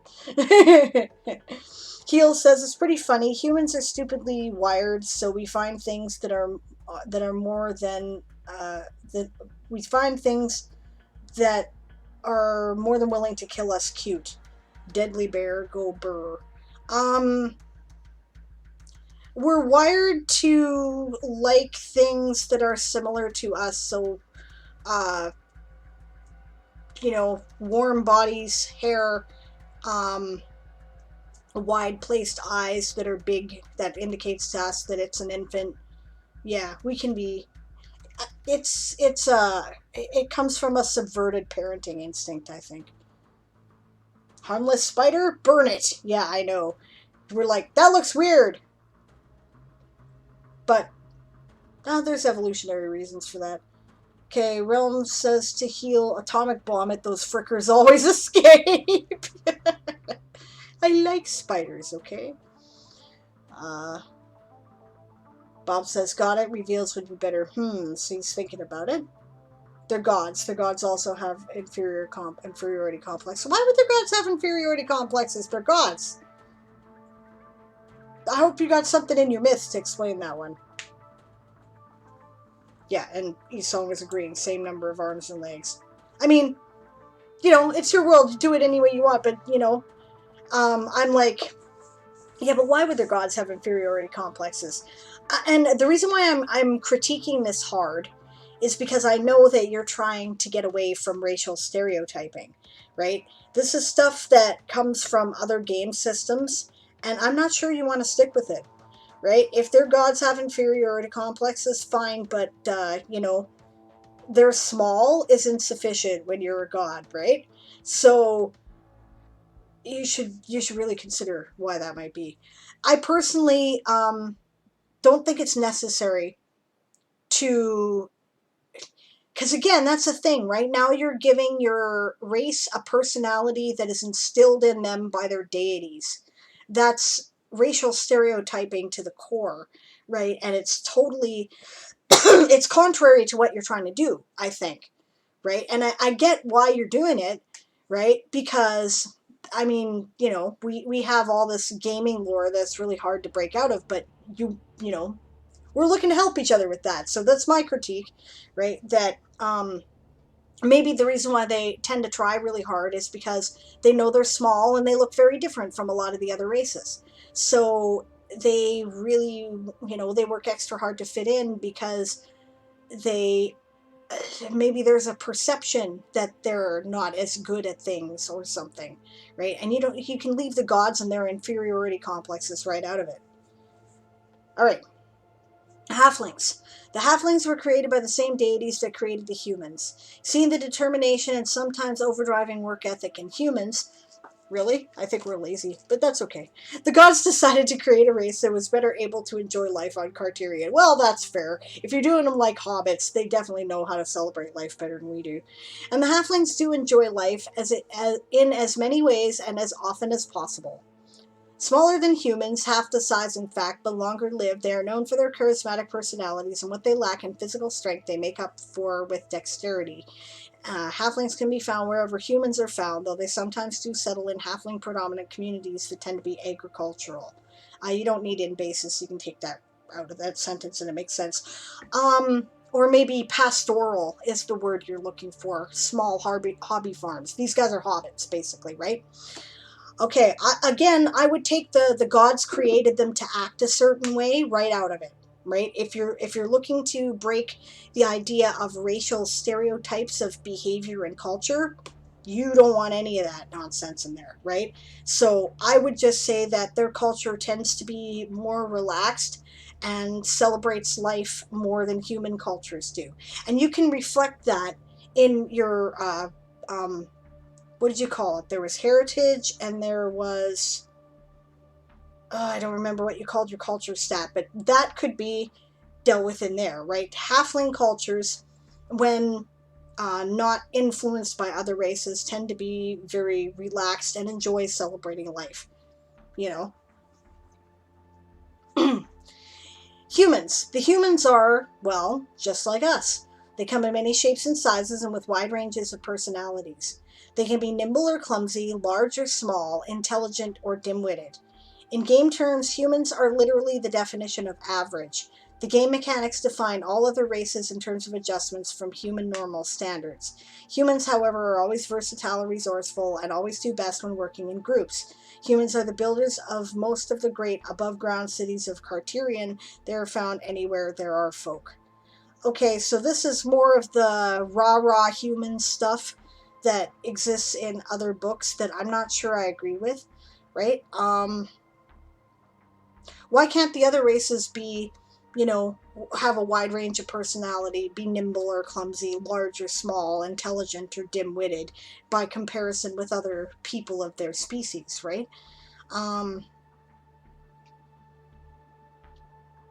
I can definitely see an argument that the human wiring to work in tribal groups is an evolutionary advantage. I've made that argument before, actually, right? That we do better when we cooperate.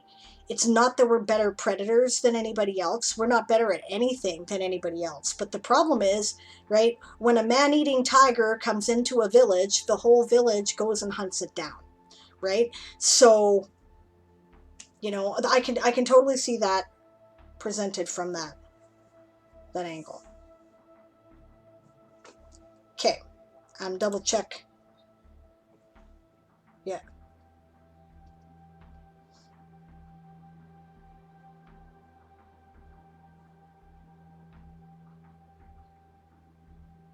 All right.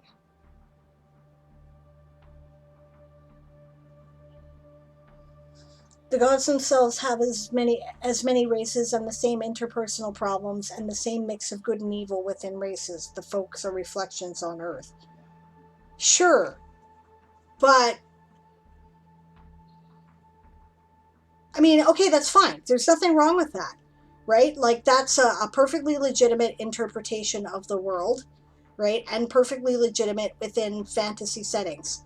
But if your purpose is to avoid stereotyping creatures by their race, then that is not going to help you do that.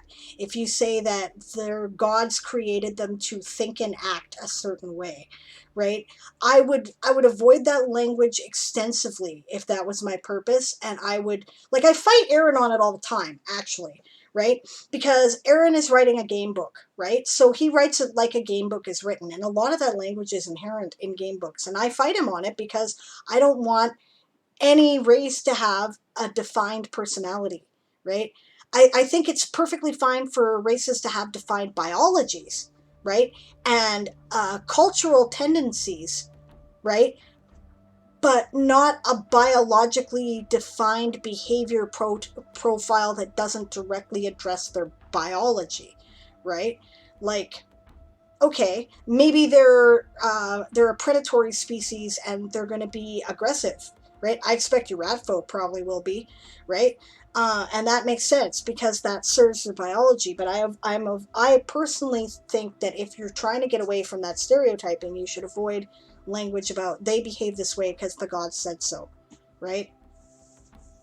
Um, okay, realm, that's cool. Lurking is totally fine. Yeah. Okay, Bob says they do, but there's no way around the mechanics that add pluses and minuses to base stats for non-humans. I agree with you, right? I agree with you there. And I don't think there's anything wrong with that, right? Like, if you want to, say, okay, the humans are like, are average, stats. Okay, fine, right? And then, but I don't know that you have to point that out in the description of what the race is and is about and why you would play one, right? I think that you can save that for the game stats, right? And just, rather than saying, you could sum it up with, humans tend to fall within an almost perfect average range, right? Oh, okay, never mind. I see what you're saying. You're referring to that sentence where I'm like, they can be nimble or clumsy, so large or small, intelligent or dim-witted, right? That's what you were trying to say there. Okay, I get it now. Um,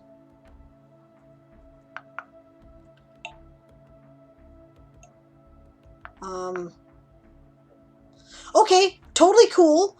Actually, when I think about it that way, you can keep that and still accomplish the purpose if you switch those two sentences. They can be nimble or clumsy, that one, with humans are literally the definition of average. Put that first. Humans are literally the definition of average. The game mechanics define all other races in terms of adjustments from normal human standards. They can be nimble or clumsy, large or small, intelligent or dim-witted. There you go. And then that way it's not emphasizing that. It's showing that this is the way you're explaining that humans are the base stat, which is fine. Totally fine. Okay.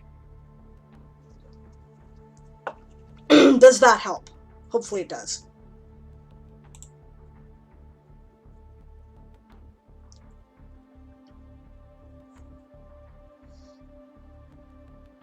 Yeah. Where does everyone else build their cities? Songbird asks. Yes. Heel says, seeing as it is a world with gods, if all non-humans were created by gods, it would make sense that their gods would be prone to adding some slight bias, much like how a writer would add a bias to an article. Yes, I agree with you, but Bob says he's trying to avoid this. One of the things that we've discussed is that we're working on ways to deconstruct these racial tendencies that are inherent stereotypes in fantasy, right? So if you're going to make them act this way because their gods decreed they act this way, like the drow act that way because their gods decreed they act that way, right? Okay, and there's a pushback against this in fantasy right now because here's an extension to that, right? They used to say, that the Saracens were evil because their god made them act that way, right? They used to say that witches serve pagan deities, so they're clearly evil because they're corrupted and must be destroyed, right? They back in the turn of the 20th century, there was a literal belief that English and French were entirely different races. The concept of white person didn't exist yet.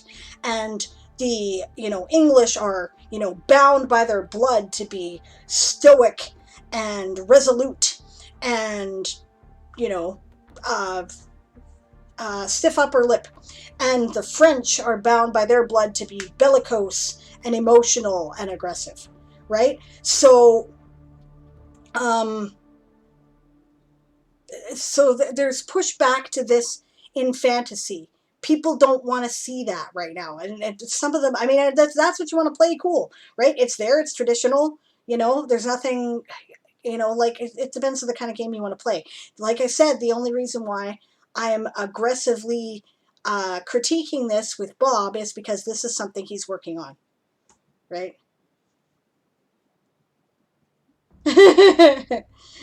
Heel says, fair enough. I've been told that I don't have a soul many times as a fact, not an insult. No, it's cool. It's cool, right? Like, I get it. And you're right. If we're in a world where the gods are going to create their own species and then they might contain biases that are like what the species values, right? If the gods are real, right? But who says the gods are necessarily real, right? Maybe they are, maybe they aren't. That's up to you to decide in your campaign, right? And you're right. That's reasonable, right? But again, this is something that Bob is trying to actively avoid, right? Because of the pushback. Okay, so the kobolds are a small bipedal race of humanoids that consider themselves kin to the great dragons of Carterion. I like that interpretation of kobolds too, by the way. That's a recent addition to fantasy, was not part of the first or second edition of D&D. Right? They are dexterous, extremely resourceful, and opportunistic, though their small size has ingrained extreme caution into their makeup as well. Yeah, that's perfectly logical behavior based on biology. Yep. They are extremely self-confident and proud. Yep, especially those whose heritage manifests in more dragon-like appearances. But that runs contrary to the idea of them as cautious, right? How can they be both cautious and self-confident? It's interesting. Kobolds, I'm not saying it's impossible. I'm just saying I would need to know more, right? And maybe that's in the fuller article. Kobolds can be found almost anywhere in Carterion, including the great cities. They prefer to build their own settlements in caverns, either natural or self-made, under rocky hills and in the mountain ranges. Okay? Lizard, and why, right? Probably because they're small and they're dragon-like, so they like caves. That's cool. Lizard folk. The lizard folk at first seem like larger cousins of the kobolds, but they are of different stock and were created by different deities. These nearly human-sized bipeds are reptilian, as the name suggests. They can be extremely social, but many of the other races are intimidated by their cold stares and stern demeanors. Yes, it's hard to tell what a lizard is thinking. Lizard folk are known for their strength and durability. Apart from being found in any large city or settlement, tribal colonies of lizard folk can be found in marshlands and along rocky coastlines all across Carterian. Places where lizards live, that makes sense. Ogres. The ogres are the smallest of the giant kin, though they are still taller and heavier than even the largest humans. They are often viewed by other folk as big, brutish, and stupid, but this is not always the case. Ogres can be quite complex, and though their history of harsh living has shaped them, they can appreciate the finer things in life as well. And not quite finished that paragraph, obviously. Are you giving them a racial penalty to intelligence? And if so, how much? Because we can discuss that, they're innately stupid thing, right? Like, it's a common trope that white dragons are stupid in fantasy, but white dragons still have something like an average intelligence of 16. They're just not as bright as other dragons. They're not super smart, but they're as smart as the smartest people you know, right? So it's kind of a misinterpretation sometimes, right? If their maximum intelligence is 16, that's university graduates, dude. You know? Yeah. Oh yeah, the gods are real. They wrecked the world 2,000 years ago. Okay, that's cool. Fair enough. You may not be able to fully get away from stereotyping in your setting then. It's possible, right?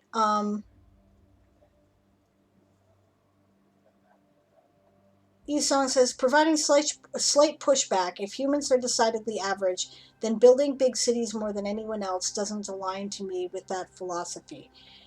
Fair enough, but humans, yeah, humans are known for two things, right? Like, let's think about us in comparison to other species on this planet, right? And it's not that we're brighter, because we know for a fact now that squids might be as bright as we are, and we're not sure about anybody else. So, or octopuses, rather. So, um, it's in part that we're really bright, but it's in part that we have opposable thumbs, and it's in part that we cooperate. And when you cooperate, you can build things. Look at ants, right? Ants build stuff, and it's really impressive, right? We figure out how to make tools, and we build things, right? So maybe other races just aren't as good at that. And that's okay. Maybe they don't cooperate as well. Maybe that's the big advantage humans have. I don't know, right? Um, Isong says this echoes back to the idea of average being the focus of stats or an ethnicity culture. Yeah, fair enough. DM says rather than average, maybe all-rounder would be a better term. Yeah, maybe it would. That's good thinking. DM says ogres can have lower intelligence as genetically their brains don't develop as much. Maybe. Dinosaur Bob says haven't decided, but it wouldn't be any worse than any other stat penalty, and further character generation can compensate. Yeah. And DM was saying just an idea. Yeah, it's often a comfortable conceit for people to think that larger people are dumber, right? Because they like to think that nature wouldn't give somebody that much of an advantage. And they are wrong, of course. There's no reason why bigger people are any less or more bright than anybody else. Right. One of my best friends for years was a man who was 6'8", about 300 pounds, and there was nothing wrong with his brain, I assure you. He was an awesome nerd. So, okay, orcs. The orcs are not the brutal savages that some other folk believe them to be. Accustomed to living in harsh circumstances, they are pragmatic and purposeful. See, this is my interpretation of orcs too, so I get where you're coming from. They value family, clan, and friendship bonds very highly. They also value and respect physical strength. Orcs can be found in the great cities and even in smaller mixed folk settlements. Their tribal communities can usually be found living as nomads in plains, deserts, and tundras. Cool? I like your orcs. I think they make sense. I might try to explain a bit more in the bigger article why others perceive them to be brutal savages. Right? Rat folk. But maybe not. Maybe it's just an old thing. The rat folk are, as the name implies, a rat-like race of humanoids known for their agility and intelligence. While most other folk think gutter or sewer when they hear rat, the rat folk are actually quite fastidious and conscious of their appearance. Wherever they live, their communities tend to be packed with many individuals. They are therefore quite common in the great cities and could appear in any settlement in the world. They will rarely be found in dirty, dank places unless they are adventuring there. Yeah, rat folk might be better at building cities than humans are, right? I think that if a rat were able to be our size, stand upright, and have opposable thumbs, and have a provable intelligence that is similar to ours, they would build better cities than we would. They would be much more efficient about that. And of course, they would prefer comfort to dank holes, right? So, the reason why they live in dank holes is because they hide. Tengu. The Tengu are an avian, crow-like specifically, humanoid race of humanoids? Humanoid race, right? Known for their agility. Though related to birds, they are flightless, their wings being replaced by humanoid arms and hands with fingers that are quite nimble and dexterous. Settlements of Tengu can be found high in the mountain ranges all across Carterian, but also living among the folk in cities and larger settlements. Now, I get why you remove their ability to fly, because that can be a real game-breaking advantage depending on how you play it in various systems. But I ask you then, why the hell would you play a Tengu, right? Chances are that your bones are going to be a little bit more brittle than other species. I imagine you'll get a constitution penalty. What's the point of that, right? You have these weird, awkward arms that you can't fly with. Can you at least glide to safety? That might be worth checking into if you're going to play Tengu, right? Maybe they don't truly fly, but they can glide short distances like flying squirrels or something, right? And then I'd be like, okay, that might be cool, you know. And why would they live in high mountains if they can't fly, right? Chickens don't live in high mountains. Chickens don't fly very well, so they live in grass, right? So do quails, right? For the same reason. They're not going to live in high mountains if they have no advantage to living in high mountains. You know what I mean? So just sorry, I don't mean to sound harsh. I actually really like your world. I was just trying to get through stuff quickly, right? Like, I like your ideas. I like the fact that you've got a lot of non-traditional races here as well as the traditional ones. It's interesting to offer lizard folk and rat folk and Tengu as options, right? I'm just trying to encourage you to flesh it out a bit more in terms of that perspective, right? I like the fact that I like the fact very much that you're working against racial stereotyping. That's cool. And I want to encourage anything that any of that work that I possibly can. It's really neat, right? And if the gods wreck the place, that's interesting. I also really like the fact that there's usually one race that they don't quite get along with culturally for whatever reason, right? And I'm sure you're going to have an in-game, in-the-universe explanation for that, and I'm very interested to find out.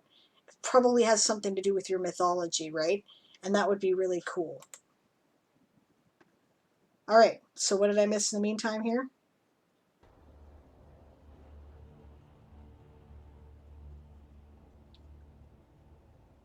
TM Stretch says, ha, it's 6'4" tall. I love it when people make that mistake.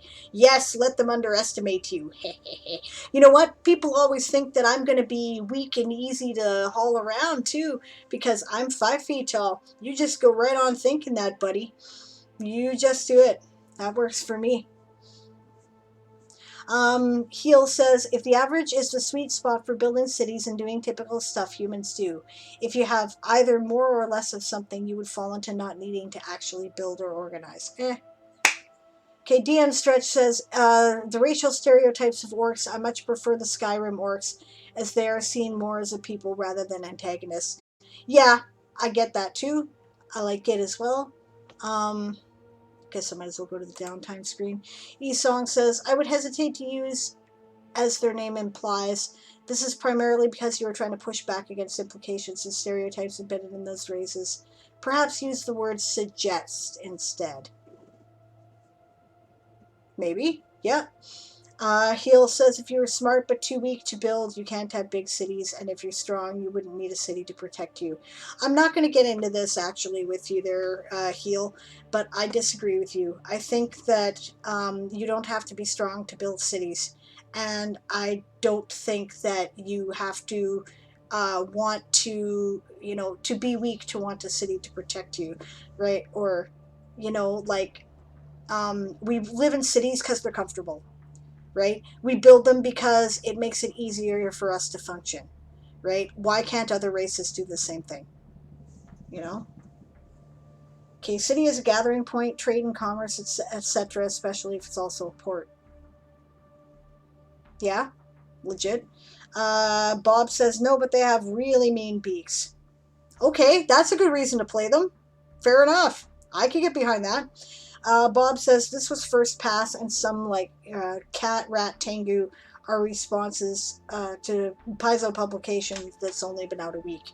Fair enough. I haven't looked at any of the second edition Pathfinder materials, so cannot offer my opinion on that. Right, so, but I like the concept. I do. And I recognize that it's first pass because there's still stuff in there that you haven't quite even finished the sentence on. So that's cool, right? But you offered it up for my critique and I'm trying to help, right? So I'm sorry if, I don't know. I hope I was of some help, right? Take or leave my advice. Of course, you're quite welcome to, it's your universe. You make it any way you want. Any way you want, right? Now, Heel says it's just an example for simplicity and understanding what I was getting at.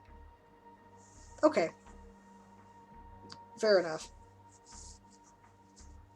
All right, so I really have to pee, so I'm going to take one more bio break, even though it's really close to the hour, and then I think we're going to do a little bit of writing, editing before we quit, right? I'll just, you're welcome to get started now if you like, and I will join in as soon as I get back.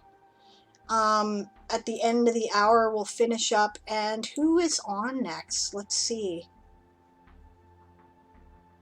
Zog's on next. So we'll raid Zog as soon as we're done.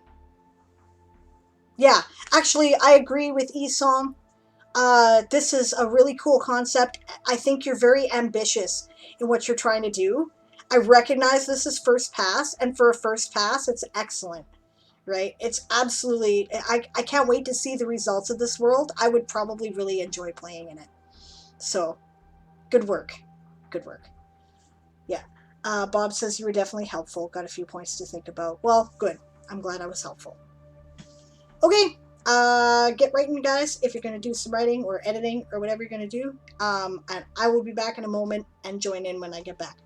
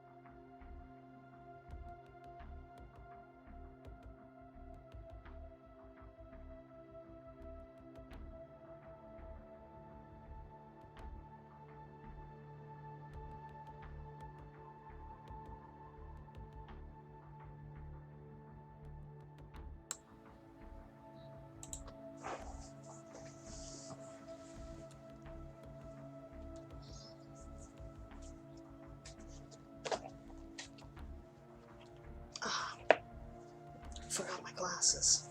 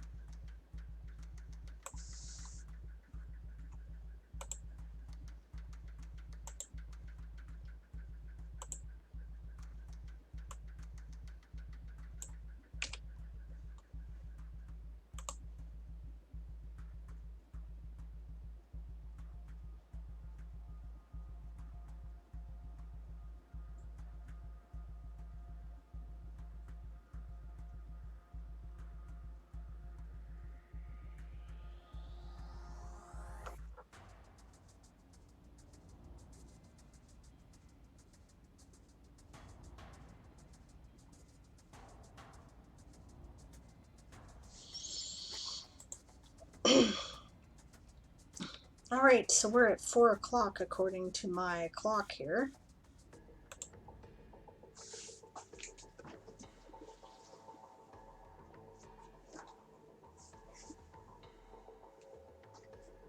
Well, thanks guys for joining me. I got considerably less writing done than I was hoping to get, but I did have a good time. You guys were a lot of fun, as always. Let's see here. Is Zog live yet? Let's check it out. Does anybody know? I can check over here if need be.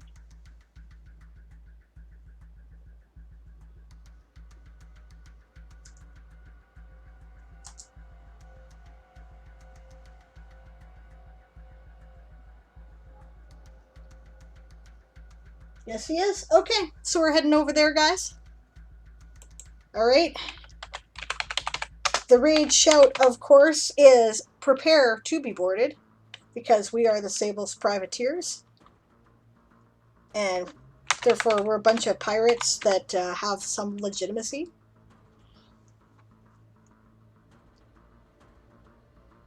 Well, thanks, guys. I'm glad you enjoyed the stream.